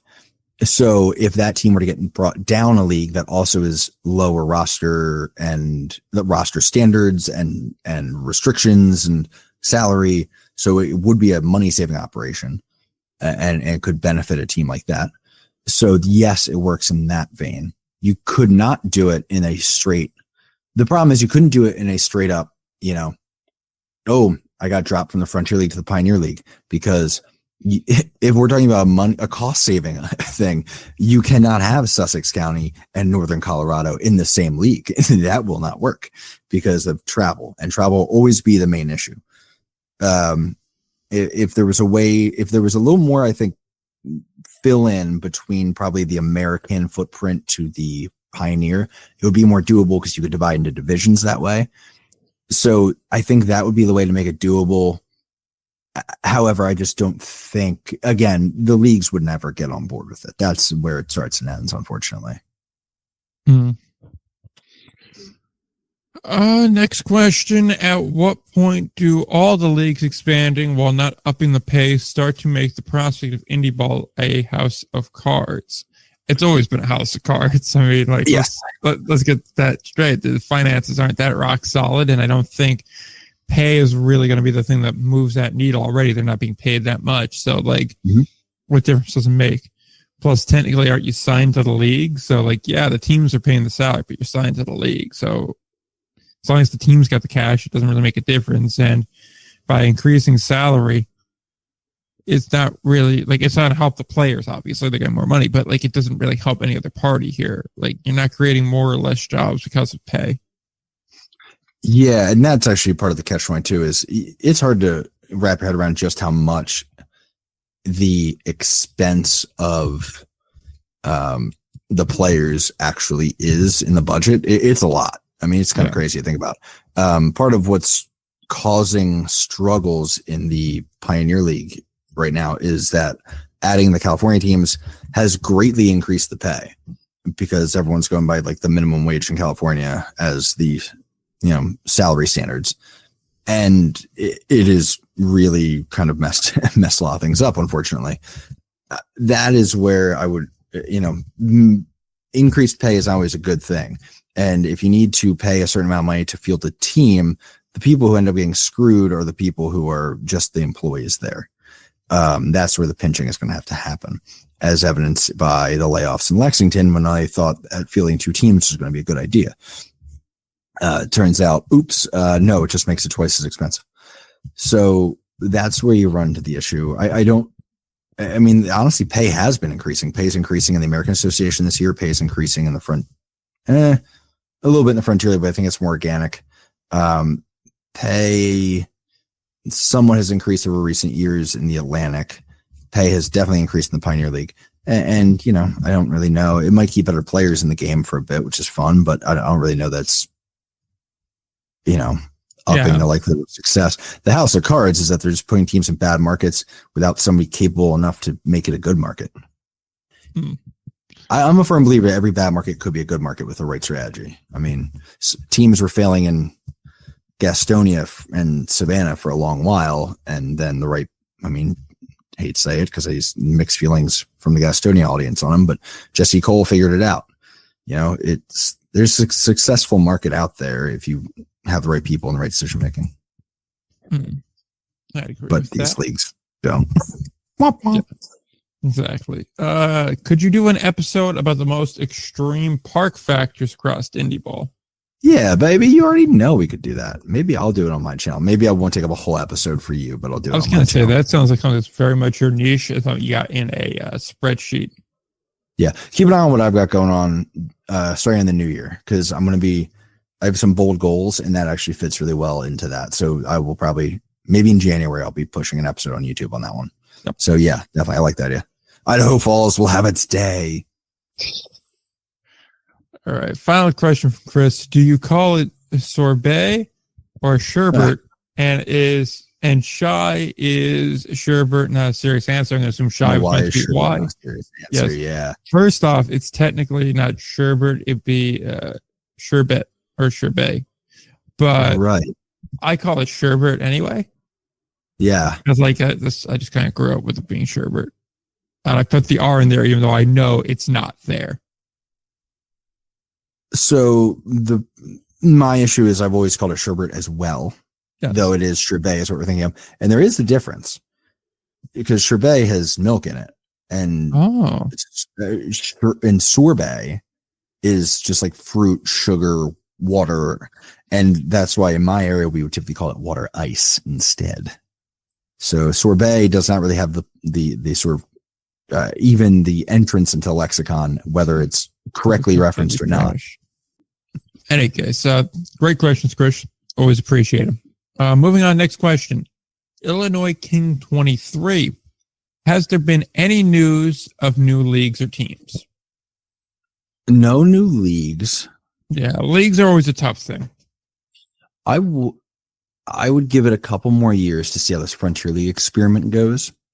And if teams continue to struggle with profitability and footprint, I would not be surprised to see some sort of splitting, but that would be, I've not heard anything really. It's just a general discontentment seems to lead to something.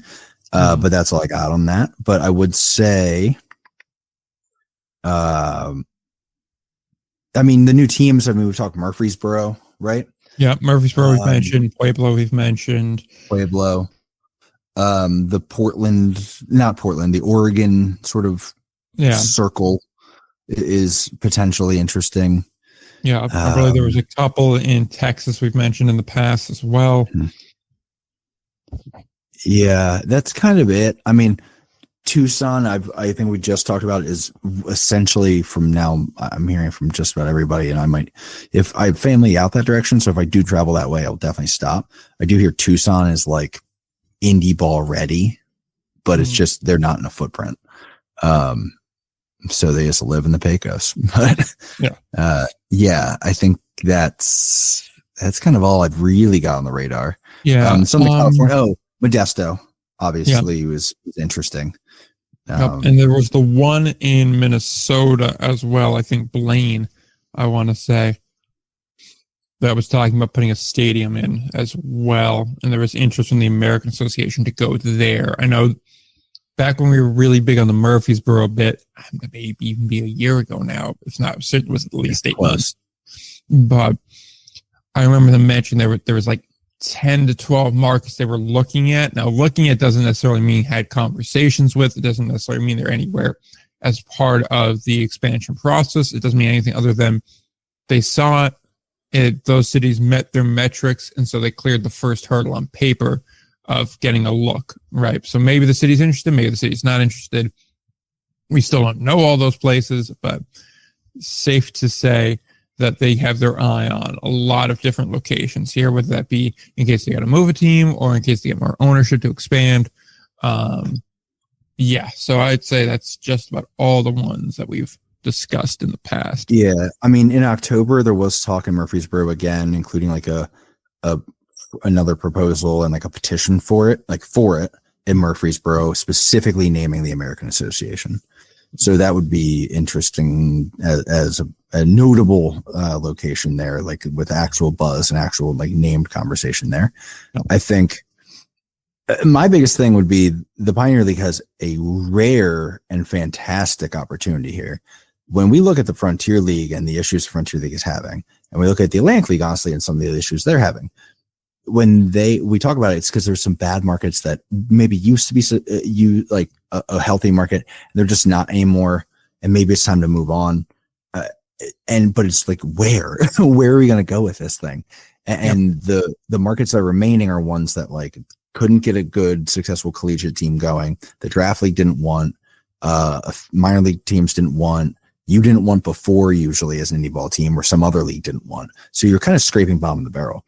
The opportunity the Pioneer League has with their sort of monopoly out west right now, not monopoly, but like as the sole major indie league out west, is that all these, the teams that are getting abandoned by, Diamond Baseball holding moves, think like Modesto, or some of the oddities out in Oregon, like there was some stadium drama. Will there be a team knocking a stadium or whatever? I think that's mostly ironing out, but situations like that, they have room to really assess multiple, even with Pueblo, which I guess seems to be pretty excited, even with Yuba, who seem to be pretty excited with Marysville. Yep. They have the ability to step back, look at their weaker, members. Organizations. Yeah, maybe find, okay, maybe this doesn't work in this location, or maybe they need a different owner. That's a different conversation. But instead, you have the chance to replace weaker markets with stronger markets instead of just, I would urge them not to just expand. Like, I get that. I get the urge, but try not to. You have the luxury of not having to do that. You have struggling organizations in your portfolio right now. Expanding isn't necessarily the answer to that. You actually have a potential solution there if you play your cards right. Yeah, and being that you are the only one in town, you don't have to rush it. I would also say with the Pioneer League too, they're in a position where you have a lot of towns popping up now, towns that are growing rapidly, being that you're in the West. You can go ahead and jump in there before other people go, and you can create a situation where you have a bunch of different divisions that essentially act as their own league underneath your umbrella. And that can help both with cost and with growth, and you can start to manage things a bit more. And to go back to a question we had earlier with uniform standards and more connectivity, this would be one way of going about that, right? Where you have one larger league that has a large presence, a lot of members, but you have a bunch of smaller individual coalitions that all work underneath it. More of a, I guess, government structure almost, where you have your federal that's making the rules, then you have your states, and then you got your counties, and then you got the local ones from there. You could apply the same principle there. You'll have more bureaucracy going up and down the ranks, but you could also, in the short term, help to iron some stuff out. Yeah, it'll move slower, but that's not always a bad thing around here as well. So that's certainly something to think about. Yeah, I agree with that. Yep. Moving on, Frontier League Insider. Who breaks the Capitals Frontier League title streak, and will it be this year? It's hard to bet against Quebec, right? Like, this is a question I feel like is set up to get us to like gush over Quebec again. But yes, because the thing about Quebec is, right, they start slow because they understand you don't want to peak early. And they also want to see what they have and what they need to improve on. And they have so many resources and connections that they're able to, make those adjustments in June and be fine in July. Likewise, they play this like possum game when it comes to the postseason, where you think they're dead, and like they should very well be dead. They're down 5 innings into the seventh, or they're down 5 runs through 7 innings. Like, this should be all she wrote here. And then they just explode for 4 in the 8th, 2 in the 9th, and they come away with a win. and it's really hard to beat them. And we've talked at length about Quebec and how they beat you with depth, and they'll drag you down to the sword to do it. So, again, I'm going to stand put with an answer I gave when we were discussing this a couple months ago and say, like, if a team's going to beat them or break up that streak, it's going to be Ottawa, because Ottawa's had the most consistent success and has challenged them the most and put the most fear into them, and has come the closest to knocking them out in the postseason. So I'll still stand firm on Ottawa is probably your best contender. We've seen everything the West has to throw at them so far, and Washington was probably the best challenge they've gotten since joining the Frontier League. And like, yeah, it was, close. Definitely, it wasn't, an easy win for them by any stretch, but they handled it. Yeah, I'm just sort of doing a quick refresher on like the numbers from last year. I mean, I think Washington. You still stand firm on Washington? Yeah, the problem is they only got one shot, one opportunity. Would you capture it? Would you let it slip? And I think that Ottawa has more of an opportunity. They can beat them up in the division. They can beat them up in the early playoff rounds, like even in a shorter playoff round potentially. You know what I mean? However, Washington's got to execute it over the course of the championship series. That's a tough one. But I do think that also allows some opportunities to maybe, with a team that seems to have really good operations and scouting like Quebec, show up as slightly more of a mystery than some of the division teams might in the playoffs. My argument there is they have similar park factors, right? So like similar run environments between the two teams. And with that, over the course of the season, Washington had a better OPS and a better like ERA and ERA plus over the course of the year by a sizable margin, I'd say, especially on the pitching side. Now, of course, that's because I think, I was going to say because the West is, a little bit of a weird league, but no, it's the East that's soft now. I kind of have to like that's what readjust the mentality. That might help Quebec too. Is Quebec can kind of walk to the playoffs. Like Washington kind of has to fight a war to that go. Was part of my argument here is with Ottawa, Quebec's your challenge, and to a certain extent, New York. But now with the new division structure, New York's not really as much of a factor. You can handle that when it comes about. And you have those opportunities, like you mentioned, more chances, the better you'll be. Plus, you see more of that team that you're about to play in the championship. You kind of know them a little bit better. You kind of have a sense for what they're going to do.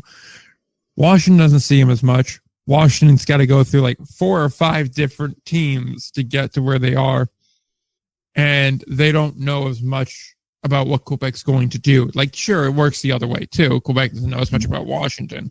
But if you have the depth and you have the confidence, and your guys have had like maybe 4 tough games the whole way here, like the last 2-3 weeks, yeah, you're pretty well rested. You can start to pace your guys and work out your pitching in your head where you're like, oh, okay, yeah, we got our bye. This game was a lost cause game, so we pulled anyone worth a damn. We'll let the back end guys clean it up. And then we ran and reloaded. We regrouped and we went. So I still think an East team is probably your best bet on it. Yeah. I can see that too, honestly. But also I'm not that impressed with the teams in the East. It's part of the problem. I know you like Ottawa, but most I don't know how Ottawa would have fared in the West is my thing. I don't think I'm not done as actually well, that impressed by Ottawa. Like, at the same point in time, it matters what you do at the end of the season, right? Right. I mean, I get you. Yeah. Like, I mean, I would be interested to see if Washington gets another shot at them, what happens this year. That's the thing, right? Robert sent in, how do you feel the 2024 Indy Ball season compares to previous years in terms of guys getting picked up to play either affiliate or international? I have some contract stats that I can use for this, and we'll be go for it. No, I don't have it right now. Yes. Okay. Yes, I have them as in the sense of like I keep track of this, and I have been keeping track of this. I just have to put it together. I'm going to put it into a post. So, yes. No, I was just going to say, generally speaking, it seemed fairly similar on the surface. However, certain leagues do better than other leagues. Frontier has been down. Pioneer League, I think, goes up a little bit more, but I chalked it up to having a younger player base and teams being more willing to take a chance on a younger player versus a guy that's, going to be old for AA, and that's where he's going to get placed. So I think it's more or less that is part of it. As far as, metrics to get picked up at this point, I think everyone has some form of TrackMan data. And I think just about everywhere has those connections now. So that's not as much of a factor as it has been in the past. And competition level, I'm not sure how much that matters in the end. It's more measurables, I think, and age. Yeah, I think that's, yeah. Okay. I'll say I wouldn't be surprised if the numbers across the board were pretty similar to prior years. However, the Atlantic League really has opened up a gap on some people here. They had 63 people picked up in 2024, 40 of them to affiliated ball. And that's pretty much their pace. The American is, I was aware of the American Association and honestly Frontier League struggles with getting guys signed. I did not realize how bad it was until multiple players have been like, yeah, I'm just straight up not looking to go there. Because some people are just like, yeah, I just don't think they're capable of getting guys signed, or they don't think the league is respected enough to get guys signed. Other people straight up have distrust of it. They're like, there's no way the Atlantic League can get that many guys signed and the American Association can't. Like, there has to be some sort of scheme within the teams that they're not trying to get guys signed. I don't buy into that, but that's how bad it is. That's how concerning it is among players. And that extends conspiracy theories. I agree. There are organizations. There are organizations that are weird and sketchy, but I would say across the board, it's mostly just the American Association. I think falls into the gap of the top guys end up in the Atlantic League. Yeah. So those guys are going to get picked. The young guys end up in the Pioneer League, so they get scooped from there. That's a different conversation because we got to look at, are the guys getting retained by teams? That's iffy. Then you have the Frontier League, which is clearly a lower class at this point than the American Association. But the American Association almost falls into a no man's land of, they have young guys but talented guys, but they're a little older talented, so they're not as likely to get picked up that way. And they're a little, they're also not the best older guys because they're over in the Atlantic League. And honestly, the best younger guys are in the Atlantic League. So the top end talent tends to lean toward the Atlantic League in a way that really, I think, is starting to lean on the scale a little bit here. And I think that's something that the American Association needs to find a way to solve. And maybe it's having an operations person who's on a league level in charge of getting guys signed. Next question up, Baseball Escape asks, in the next 5 years, do you foresee any leagues merging, forming, or folding? Kind of covered that already a bit. A little bit. Just to reiterate, though, right now, no new leagues on the horizon. However, depending on what certain leagues do about their travel and their expansion plans, that could form a rift and possibly splinter one off. I don't really think merging is going to happen or folding. I don't think anyone's really in danger of that yet. However, I suppose there is a way where the Atlantic League could be in trouble. Should they lose those two teams and not find someone to fill in the gaps, then you're one or two teams jumping away from being, okay, we're kind of in jeopardy here. Right. Now, I do think, by the way, that the Atlantic League would avoid trouble if they got into that spot, but I do think they would find a way. They have enough money at the top who is protective of their investment and their ownership of the league that I think they'd probably find a way to pull a couple new teams. Like, I think it is a self-imposed shortage sometimes when there's no organization because there's no one that will pay in. But if it's the survival of the league in question, I don't think that they would run into that much of an issue. I think they'd figure that out. Okay. Moving on then to the next question from BE. Has Vermont, formerly of the New York Penn League and current future college league, it's obviously college, ever been discussed as an expansion site? I believe they're also a college campus, if I'm not mistaken. So kind of copy and paste the Manhattan part of that. on there. Yes, so that would put them in the consideration for the Frontier League, which probably wouldn't be a terrible idea if they have an owner who's willing to foot the bill up there. I have not heard much to that. I think they're happy with what they have. I think it's a college town. They're happy to keep the college vibe there. With the Lake Monsters. Yeah, that's kind of all I've really got on that. And it's a nice ballpark though. Like, I mean, for what it is, I think it's a pretty nice ballpark. Yeah, no, I definitely think it's a nicer ballpark. I do think though, this is where they're at right now, satisfies the need they have. And especially from a financial perspective, it's most similar to what they had. They did just win FCBL Organization of the Year. And for the third year, they were over 2,000 fans per game. Had 8 games of 3,000 or more, 1 of 4,000 or more. So the fan base is there. It's just whether or not, I mean, if you're doing business that well, do you feel the urge to do anything? That's my more thought. And take on the massive expense it is Frontier League rosters. Exactly. If you look at the organization that's currently in the Frontier League, do you really trust that? Mm-hmm. Agreed. Because sure, you could jump back over to the FCBL, but it's kind of awkward to have to ask back in. And how receptive are they going to be to letting you back in? Yeah, it's a different conversation entirely. Yeah. So good questions. Appreciate those. General question that I kind of kept getting, no one person did, but the general sense was around what is happening with New England.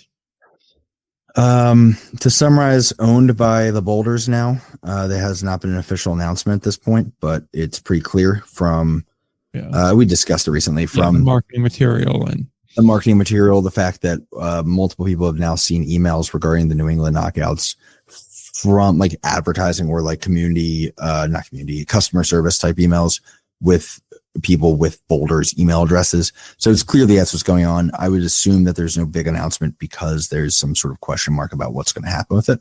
Yeah. As that question mark looms, I was saying like, yeah, the team will be back next year. There will be the same brand, whatever.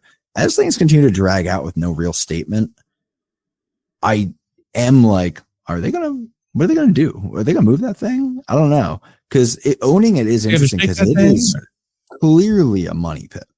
Oh, like pretty clearly. No one's showing up. They don't have a staff. There's been no marketing. There's been no groundwork. I just don't think something has to happen. So unless they're putting together a whole front office, which I don't see from hiring, because believe me, I'm on the job boards, and then just dropping it on New England, it's interesting. Now they did just announce all of their re-signings, so someone's doing work over there. But yeah, there's a lot of question marks still. Other than that, I mean, all I know is the fact that they at least have ownership. I like to say that guarantees a team for next year, but I'm not sure what is going on there. At the same point in time, if you're doing all that work sales wise and player personnel wise, it would imply that you have every intention of returning, right? You wouldn't go through all that work and doing the ticket drives and doing the promotional work and putting all that legwork in just to say in mid-February, like, no, it's not going to happen this year. And then have to refund all that. Their website is working again, by the way. Okay. And they are selling season tickets, by the way. Okay.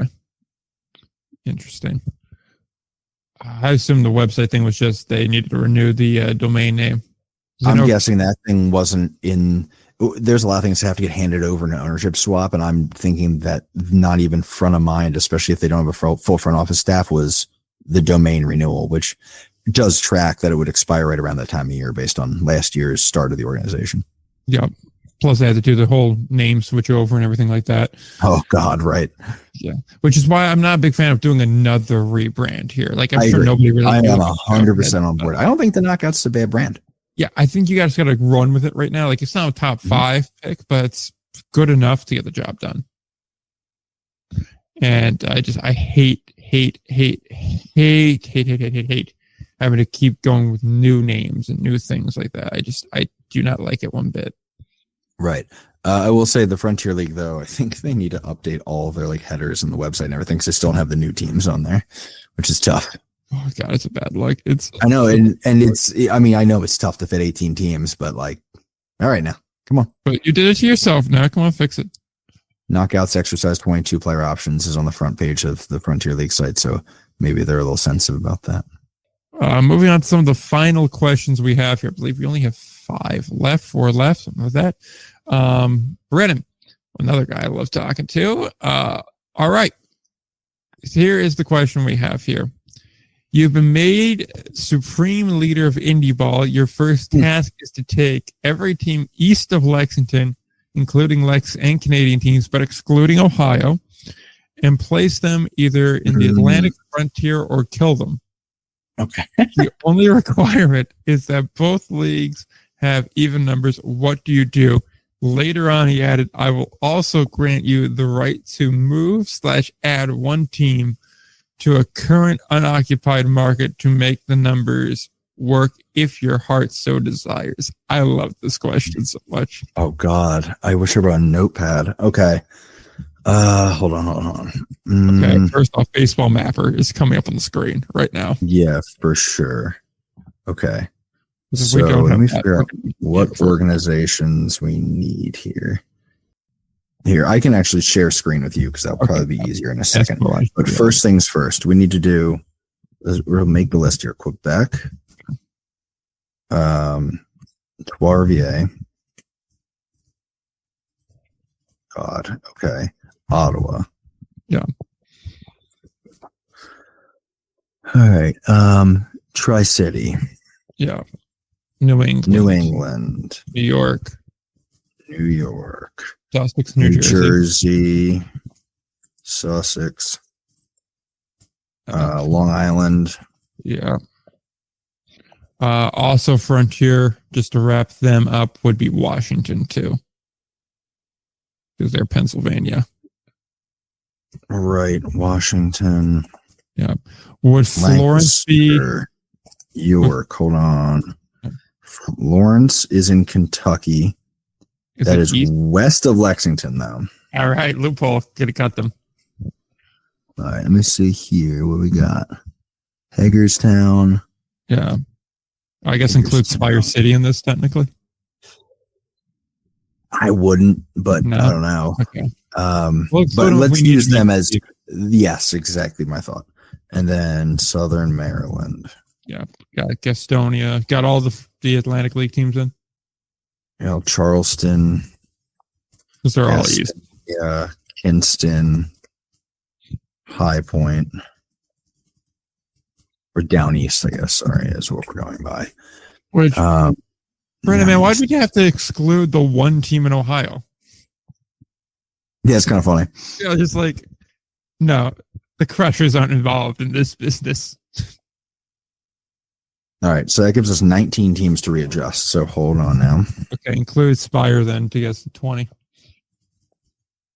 Well, hold on. Oh, yeah. Because not necessarily. Oh, yeah, we may not end with 19. Mm-hmm. So then let's go ahead. Any American Association teams list on this list? I don't think we do. No, because Gary would be the furthest east. 13. Have 6. That's 18 now, though. Well, hold on. So of these teams, sorry, I'm just doing a recount.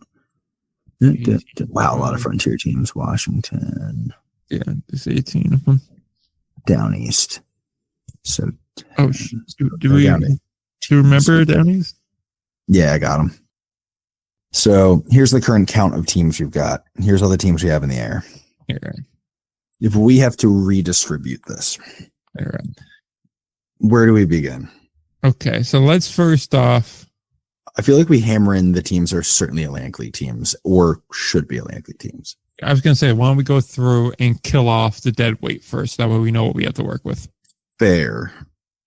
Top to bottom, Quebec obviously is going to stay. Yep. Do you keep Three Rivers solely as a travel partner? Maybe. I think you kind of have to. And and I do put some faith in the fact that it's Quebec's ownership, and we'll see. Yeah. Okay. So let's hope they turn that around. Ottawa can stay. Ottawa holds. Tri-City has to hold. New England, I'm fine getting rid of. I think it's a bit of a mess right now. So New York stays. New Jersey, man. That's bad attendance, and there's enough in that area. I'd like to keep them because there is some history there. I might put question mark on it. Okay. If the Frontier needs a team, and honestly, Sussex, I guess, keep, but God, I hate the way that's being run. Okay, how about we come down to this here? You merge those two teams together. Yes, I agree. Okay, you can merge it, and we'll make it work somehow. Yeah. So then that stays Frontier. There's no way they move up. Exactly. Yep. Long Island, Atlantic, obviously. Staten Island can stay. Washington can stay. Lancaster stays. York stays. Hagerstown stays. Southern Maryland. Here's the thing: if you're gonna get rid of them, you gotta move somebody. Well, let's see. Yeah. We got rid of one, which brings us to 18. We merged another one, which brings us to 17. Or is there anyone else that we would get rid of? Southern Maryland, in my mind. That's what I'm thinking. I hate to say it, but at this point, I mean, there's a lot of question marks. There's a lot of bad press. It's a fine brand, but not a great brand. Not much history there outside of longevity. And while Charleston, I don't love ownership, I can work with it still for now. Gastonia, I have more faith in. High Point's obviously going to stay, and Down East we don't know enough about yet. Plus, it makes it easy to form a southern block with Down East there. So they stay. Okay. Oh, Southern Maryland got it. Yeah, I'm good getting rid of them. Yeah. Or question mark or X? I'm fine just getting rid of them because Hagerstown's close enough to where you can always bring it back if it works out. And honestly, because I'd rather have Spire City or frankly Aberdeen if it shrieks out that way. Fair. Okay. Quebec. My take is I would love to see Quebec in the Atlantic League. In which case, by the way, you could cut Trois-Rivières loose if you want. If you cut Trois-Rivières loose, then you got to bring Southern Maryland back for numbers. Not necessarily. Are we going to say we're going to bring in either Spire City or Aberdeen in their place? Maybe. We'll see where this goes. Because remember, we got to keep it even. Well, what are your thoughts on Quebec in the Atlantic or the Frontier? Or should we just go teams that are certainly one or the other right now? Let's do that. Let's do that first because Ottawa's the Frontier League team in my mind. Yes, I agree. I think you could argue Tri-City could go either direction. I would agree with that. I would just say you got to keep travel in mind. So they're flexible either way because there's other New York teams. But here's the issue, though. Ottawa's definitively a Frontier League team. I think that's just economics being there. Their facility could hold Atlantic, but economic-wise, it wouldn't work out in their favor there. But Ottawa needs someone to travel to. Even Tri-City's far, right? I'm not sure Tri-City would want to take on the additional spend. That's true. They have mentioned that in the past. So maybe they're Frontier. Let's maybe not mess with that then. But then again, the travel aspect of it, it's a lot easier. Right. Yeah, I mean, the North Carolina trip. We'll hold it. We'll just hold it for now. Okay, we'll run that later. New York, I think Frontier. Frontier, but I could see them moving up to Atlantic. I don't think that's a crazy proposition, but I think they're better in the Frontier. Yeah, and their attendance worries me. Long Island's an Atlantic team. Yeah. Staten Island, we'll hold it for now, I think. Yeah. Washington Frontier. Got it. Yeah. There's enough Pennsylvania, Atlantic. Lancaster's Atlantic. Same thing with York. Same thing with Hagerstown. 2-3. Yeah, I still have hope for Hagerstown getting it together. Brings us to 5 Atlantic League teams. Hagerstown's fine off the field. Agreed. Yeah. Charleston. We'll hold them for now. Yeah. Same. Yeah. Gastonia Atlantic. Okay. Yeah, you're right. Because competition-wise, they're certainly an Atlantic League team. Exactly. I think if they can't get together, if their bad economics starts to hurt the on-field product, I could easily shuffle that to a Frontier League team with Down East as a partner down there. Exactly. And then I think you can start to really make Down East Frontier League, solidly Frontier League. Yes, absolutely. And let's just see how they do. Yep. High Point, Atlantic. I don't really see an argument for pushing them anywhere else. Yeah. So where does that leave us now? Quebec, Tri-City, Staten Island, Charleston up in the air. We have 6 Atlantic League teams. 4 up in the air. 6 Atlantic League teams, 13 Frontier League teams at this point. Okay. I mean, I'm almost Charleston, Staten Island. Because you can make the same. Because my thing is, if you took Tri-City out and put Staten Island in, it kind of keeps the same travel environment. Okay. Well, keep in mind, don't we have to make it an even number on each side? We'll get there. Okay. All right. Let's just classify what we have, and then we can rectify any odd number situation. That's all. Because my main thought was Quebec, Tri-City, possibly Atlantic League, Charleston, Staten Island move to the Frontier, which also solves some of the weird travel out west a little bit. It does, but I kind of feel like Staten Island stays in Atlantic if you do that solely because you could start to really flesh out a northern half and a southern half to that league. I agree. Which can alleviate a lot of concerns. So maybe we keep Staten Island, Atlantic, keep Tri-City, Frontier. But then that kind of screws Quebec, doesn't that? Quebec's travel already sucks, dude. Fair. And if we're talking about the odd number issue, RVA hanging around can fix that. Fair. So I kind of feel like leave Quebec more. While I worry about Staten Island, I do feel like, and while I actually truly believe Staten Island will be going Frontier, if I'm the czar of things here, I would I would like to keep them Atlantic League and just have them run better. They even run better. It's just, Yeah, I just see a lot of potential with them and Long Island together. I agree. Yeah, and I like the thought of being able to go 3 teams in New York with the 2 Pennsylvania teams, and that's your North. And if need be, Hagerstown can jump up there and you have a 6-team North, and you can come with the 6-team South. And this is going to offend some people, but I do feel like we've talked in the past about how the Atlantic League has like a hole in its soul from not having a team in Jersey right now, and Staten Island is at least close to that. Yeah. The Staten Island gives New Jersey energy at times. We made a point to not claim them, by the way. Fair. Sorry, Rob. Yeah, keep Staten Island Atlantic, I think. I think there's still enough there. Charleston, dude, I feel like it's a Frontier League team. It's small ballpark, small fan base, small town. Atlantic League teams don't really want to go there, if I'm honest. I do think they benefit from it. I think they would too, and honestly, their ownership wants to go there too, so don't fight it. Yeah. We just added an Atlantic League and a Frontier League. Okay. Well, Tri-City. I'm really tempted to say just leave them both in the Frontier. Oh, I don't know, man. I mean, really tempted to. Because I almost feel like they're a package deal, right? True. Not necessarily. But I do think, so here's where I have an issue. I think it's better for Canadian baseball that all the teams are in the same league and play each other. I know Winnipeg's out there, but Winnipeg's kind of on an island, Canadian baseball wise, and they have their own sort of border rivalry with the northern teams in the American. I worry about what this does to Ottawa being the lone Canadian team then, because I mean, like, yeah, you can put Three Rivers there, but it's not the same. They already have somewhat of a rivalry and a history going with Quebec for the playoff battles. Yeah.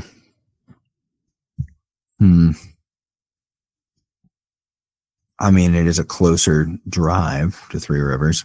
It's not that much closer, right? Somewhat. A couple hours. Not enough to supplant what you already had built, though. Right. I don't know. I guess. I don't know. The problem is Quebec could make it work, but would they care? Is it worth it moving them? I don't think it is. Does them moving Quebec? I think they're very happy where they are, and I'm not sure if the Atlantic League, and like obviously in the scenario, we could just make them do it. Doesn't matter. But the added expense of the visas, I think it's something. So in this example, we're going frontier for Tri-City and Quebec, brings them to 16. Yeah. So we've made like very little change there. Atlantic League, we'd add Spire City to make them 8. Yes. Oof. See, Frontier League needs 16. I agree. Atlantic League needs, I feel like more than 10, or more than 8, frankly. But I think, And we don't have the luxury of just putting, we can move, like, say, Southern Maryland somewhere as a choice. I mean, Southern Maryland already doesn't have uneven, MLB guys. Might as well put them in the frontier, in my opinion, if we're going to keep them. But, well, hold on. Here's an issue. Because we would keep VA, so that becomes 17 Frontier League teams. It's got to be great audio content. Blame Brennan for this. He gave a good question, and now he's making us think. Yep. Okay. So Charleston's into the Frontier. I mean, honestly, dude, Tri-City probably could be an Atlantic League team. I don't disagree. They got that vibe, dude. They're competitive. They're not afraid to boss the league around a little bit. Also, I'm not sure Tri-City is having a great time with the political headaches that comes with being in the Frontier League. That's fair. Like, we literally have allegedly, we literally have ownership happening and changing and moving and teams being founded to balance out voting rivalries between ownerships. Like, it's not going to be any better with the Frank Bolton-led league, though, with them. No, you just don't have much of an opinion. Exactly. So you think they're going to be happy with that? I think Frank Bolton wouldn't mind having Tri-City in, though. I think he'd like it. I think he likes it until they start costing hell about everything and a half. I'm not sure they would, because most of the issues that the Frontier has, the Atlantic League does not. The only thing is pay, the amount of money they'd have to spend. Yeah, that's not going to be a starter. Already, they're saying they need about $3,000 a game to be where they want to be financially. And adding those kinds of things aren't going to help. So let's say this. What if I got a little weird with it? Okay. As one does. So this is your Atlantic League plus Lexington. We got 8 there. I think it gives you 8. So actually we have 9 in the Atlantic League currently because Lexington's out there. Okay. Damn you.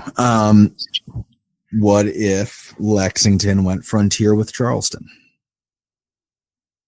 Then you have 18 in the Frontier, back to 8 in the Atlantic. All right. So then for our experiment here, we'll be back to 8 and 8. It would be if you went Lexington, which I guess was not involved in this, but now they are. Sorry, but that's how we're going to do this. Sure. In this theory, could do, actually, let me put them in sort of a separate column here. Frontier, that would make it 18. That's a thought. Okay. Though I will say, as I've done a lot of digging in the past, like call it week, probably week. Yeah. I think something is going to happen in Maryland. My suspicion is we would not have the Spire City team in the Atlantic League, not for long. We would have potentially Aberdeen. But that's a quick swap, so it's not really anything. So I just can't think of 2 more markets I would want in, unless we were talking about the leagues that we just talked about with Appalachian teams. Well, keep in mind, in this scenario, we don't have the luxury of switching teams in and out. We can add or move one. Right, and I think we've done that already with Spire City / Aberdeen. So I think that puts the Atlantic League at 8, but I think those are 8 strong organizations, and we've said in the past, like, we are okay with a smaller league if it's strong. Yeah. And then the Frontier League is more made up of organizations with like a strong anchor in places like Quebec, Tri-City, Ottawa, places like New York, places like that, and then some sort of struggling along leagues that are trying to get their footing financially, or teams that are trying to get their footing financially. I think that's a fair way to go about it. Merge New Jersey and Sussex. That hopefully would start to fix that. Yeah. And so then ownership would cause a stink about and be like, no, Christopher Columbus would not stand for this. That was my impression. What's the Mickey Mouse? You know why. And that, my friends, is a Mickey Mouse organization. In summary, Long Island, Staten Island, Lancaster, York, Hagerstown, Gastonia, High Point all stay in the Atlantic. Spire City or potential other Maryland team would be the filler in the last Atlantic League spot, bringing them to 8 total. We would drop Lexington to the Frontier League. We would drop Southern Maryland entirely. We would drop Charleston to the Frontier League. We'd keep Quebec, VA, Ottawa, Tri-City, New York, Sussex, and down east and Washington in the Frontier. And then we would drop New England along with Southern Maryland as like just completely. Yeah. Which I would not be opposed to Southern Maryland staying in either one of those leagues, by the way. I mean, whatever. Okay. But I just don't think they're quality. All right. So then we're at an even 9-9 right now then. Yes. Okay. All right. We got through that. We survived that. Good job. Yep. Yikes. Great question. We can burn mine super quick. Okay. Do you think sports betting will ever reach Indy Ball, considering about the Finnish fourth division rigging in soccer? Yes. My thought was just there are certain sports books that will let you bet on AAA baseball. Okay. Realistically, Indy Ball would be a more appealing thing to bet on. Yes.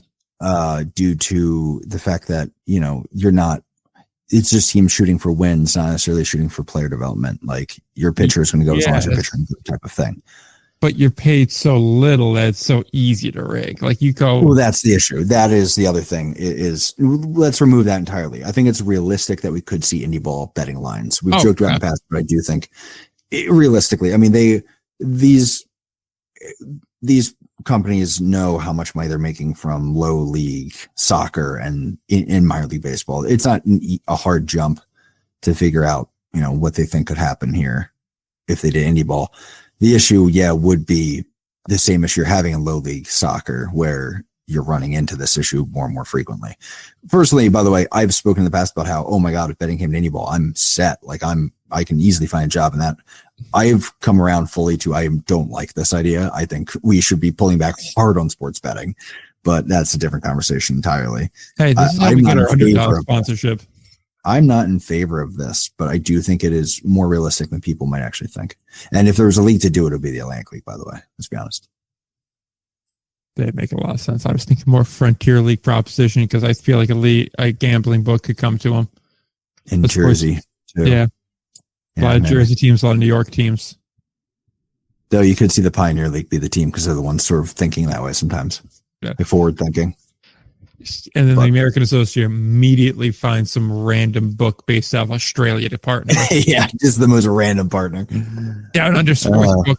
Hey man, as long as the league keeps running smooth. I mean, on a league level, they are probably the smoothest operating right now. You're not wrong. It does say something. I do think you could see it, but I'm hesitant to say it. But I do see it. In any case, if you were making an Indy Ball Monopoly board where select teams for properties, what would the railroads, jail, and utilities be? All right. That was a dumb question, but I do like the idea because it is kind of a compelling thing of there are people buying multiple Indy Ball teams. So it is kind of realistic. I do. Go ahead. I think utilities would have to be TV and radio deals, right?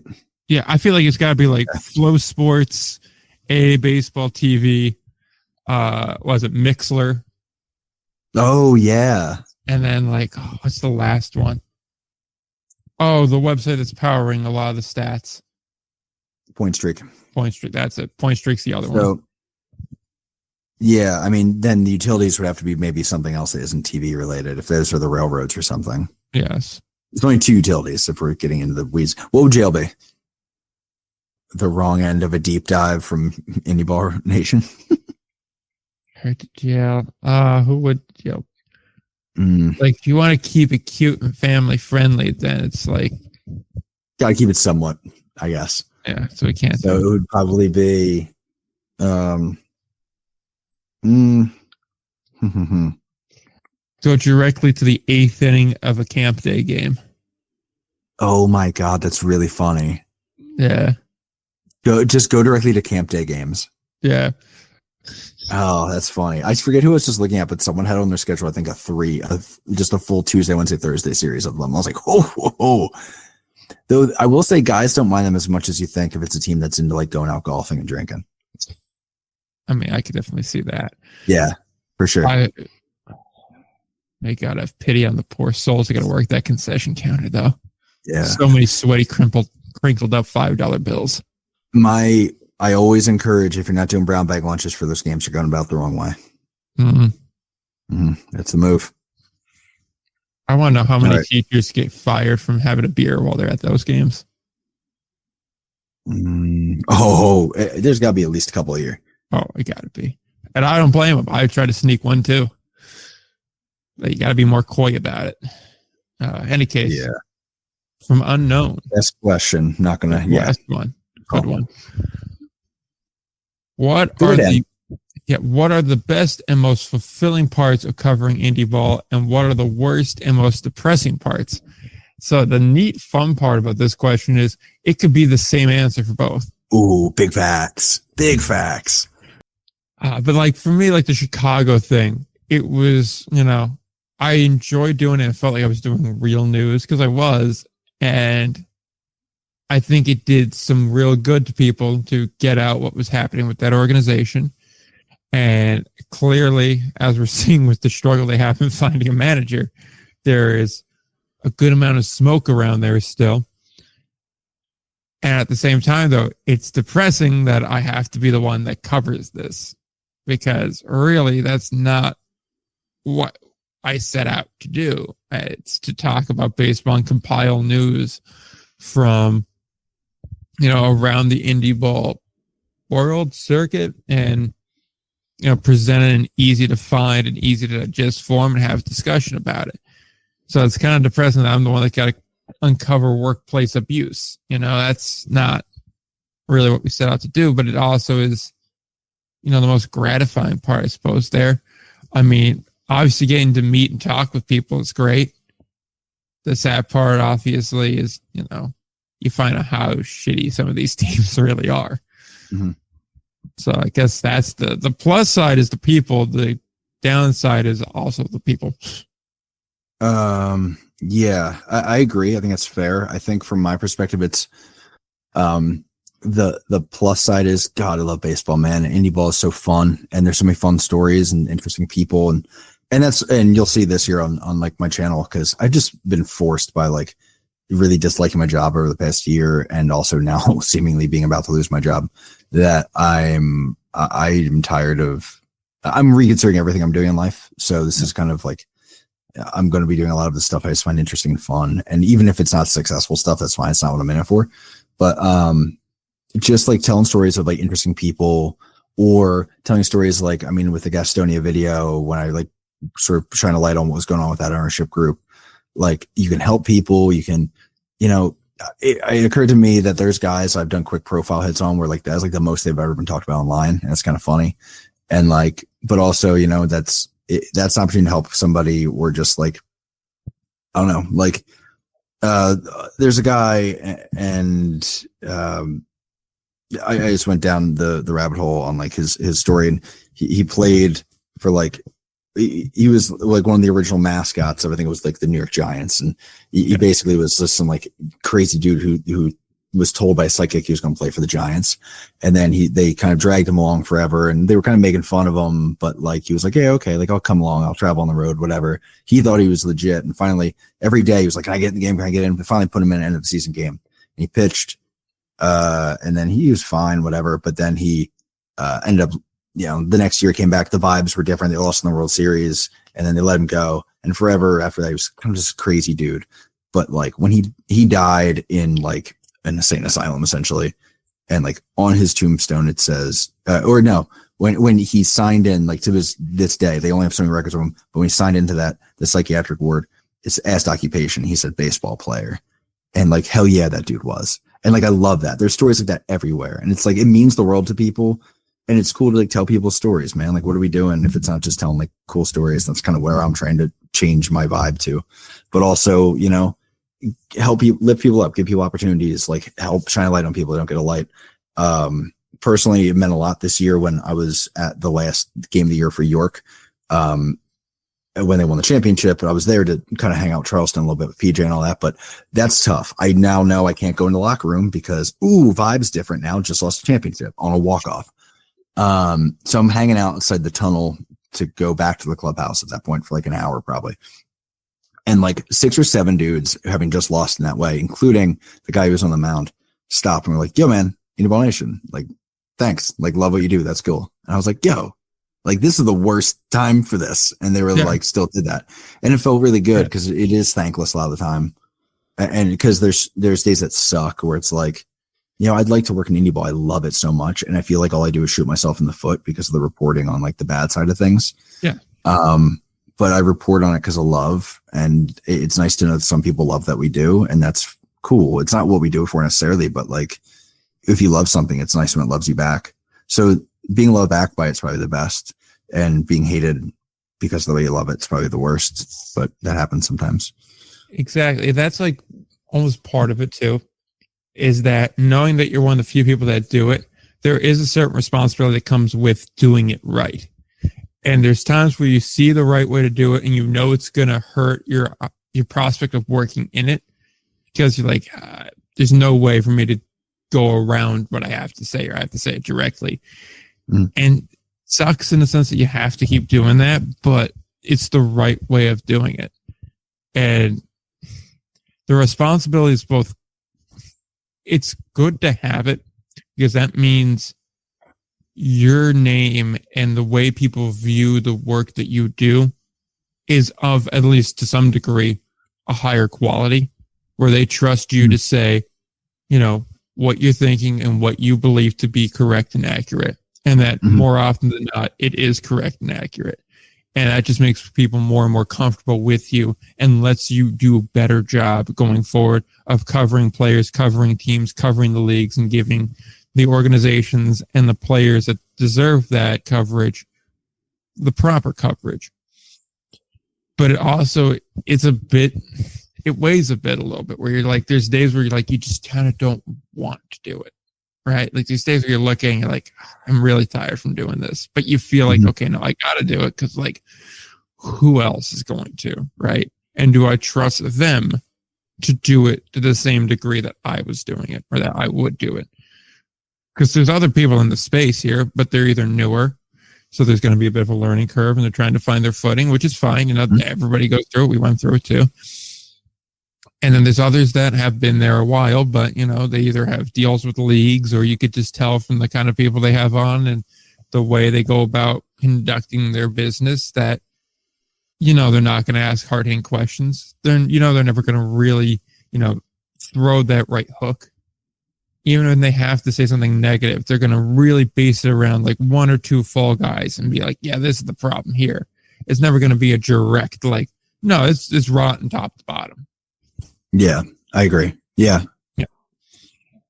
And I like kind of pride myself on like, I don't know, like if I'm going to be brutally honest on something, I do feel like we've talked before, like I try not to be negative, but a lot of times like you don't improve things by sugarcoating things. Like you just have to like, let's all be adults and be honest about this because a lot of the time the bad work, the bad things happening are because somebody else is going to be, the asshole and they're going to be the bad guy until somebody else steps up and calls them on it. And they're operating in a world where they just don't think anyone loud is going to call them on it. And we're in a weird spot where we are kind of loud, which it was a learning experience. Cause like there was a couple times where I spoke up about something or like made a joke about something and someone hit me up like, yo man, that sucked. Or like, hey man, like when you look up my name, your tweet's the number one thing. And I'm like, like, okay. So like, I just sort of committed to, it's not that I'm not going to take a shot if I think there needs to be a shot. It's that if I'm going to take a shot, I'm going to know that I'm going to make sure of it. And if I'm wrong, I'll walk that thing back. Like I'm fine to own it. And I'm fine. If my greatest hits online are me walking back things to show that, hey, if I'm going to report something, it's going to be accurate and I'm going to make it right if it's not, then I'm okay with that too.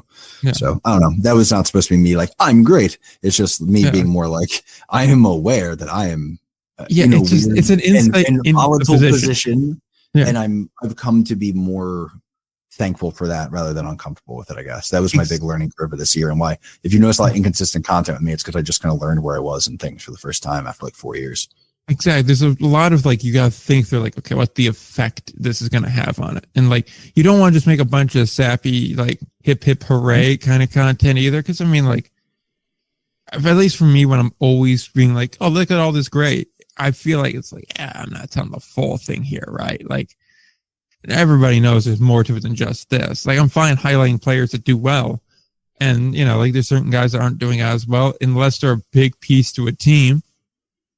I'm not going to, mention some dude that's batting the eighth hole and hitting like 120. Like, he knows what the situation is. We all know. anyone that's in the know knows, like, he has about 4 days to pick that up before he's in serious trouble. And it's different though when you are a guy that's like, no, you're the 3-hole guy. You were brought in here to hit over 280 and hit 20 home runs. You're supposed to be the key piece of this offense, and that's not working right now, and it's affecting the team. And I think to some degree there are guys that do appreciate that when you're, honest about it. I don't, just to be mean and negative, there's no point in it. But when you're being honest about it and be like, hey, this is my position, you're explaining it, I think guys do appreciate that to a degree and not just sandbagging on them. But the last point I will say before we wrap it is, it is always interesting whenever you talk about a league or team and then the press releases stop coming. Yeah, dude. I remember I used to be on the Atlantic League website. I was on the front page of the Atlantic League website with every video I put out back in the day. It stopped after I called out the strike zone. I used to get those press releases that I forget what I even said, and I was like, I don't get them anymore. And then I texted Will, I was like, have you been getting press releases? He's like, yeah. I was like, okay. Cool. Yeah. Americans started doing that with me recently too. About 9 months ago. Fascinating. Isn't it though? I'll point out, and again, it all comes back to, by the way, like the people listening now and people watching the dumb videos I put out and all that stuff. Like, I mean, it's my big realization is I've been wrestling with wanting to do more of the stuff that I want to do. And it took a little bit of me doing a little bit of it, like tipping a toe in to realize like, oh, like people also will ride with me there. So that's cool. And like being receptive to what people like I am not going to ever gear my content just to like the applause and what people like. But like, I think we have sort of a transactional relationship where like you come here and we like that you come here and it makes it fun. And we like to give you, whether it's on YouTube or the podcast or whatever, like the content that you enjoy. That's why Q&A days are important and suggesting topics is important. And if we're ever at a game, come and say, hey, man, you're always welcome to. I'd love to talk ball. I've made some really good friends with people who just come out and said, hey. Yeah. Like, I like it. This question is from one of those people, by the way, who I now talk to on like seemingly a nearly daily basis for stretches of time. Yeah. And with that, we have reached the end of the Q&A. Went longer than I really thought it was going to, but true. Went well. And the neat thing is there's really not that much to cut for me. So I'm just going to sit and listen to this all the way through and cut maybe like 5 minutes worth of audio from it and then let it ride. Setting up a spreadsheet of teams for the one question. Yeah. Thanks, Brendan. Maybe look at a spreadsheet on a day off. Appreciate that one, brother. But yeah, I guess we'll hit the plugs and then get out of here. Yeah, Indy Ball Nation is going to be quiet for the next few days until New Year's, and then when we try something different. And as I said, kind of been a learning experience the past year or so. So I'm trying to roll with that and see how it goes. So Indy Ball Nation, YouTube, podcast, Instagram, Twitter. Yeah. You're right. And if you're hiring, let me know because I'm about to need a job, baby. If there is a team in like maybe like say a USPBL Empire League thing, there's an opportunity to have a really fun time here. And like, contact one of us to have this fun time because is a fascinating docu-series we're going to make. Dude, I'd be all Oakland Baller-esque in quality. I've been interested in USPBL and Empire League for a long time, even though I don't cover them much, but I spent a disproportionate amount of time checking it out for how little I actually like put it into my coverage. Like that's I'm there for love of the game over there, man. Just like where's Saranac Lake playing today? Ooh, right, County Park, huh? I'm in it. Talking Surge. Let's go.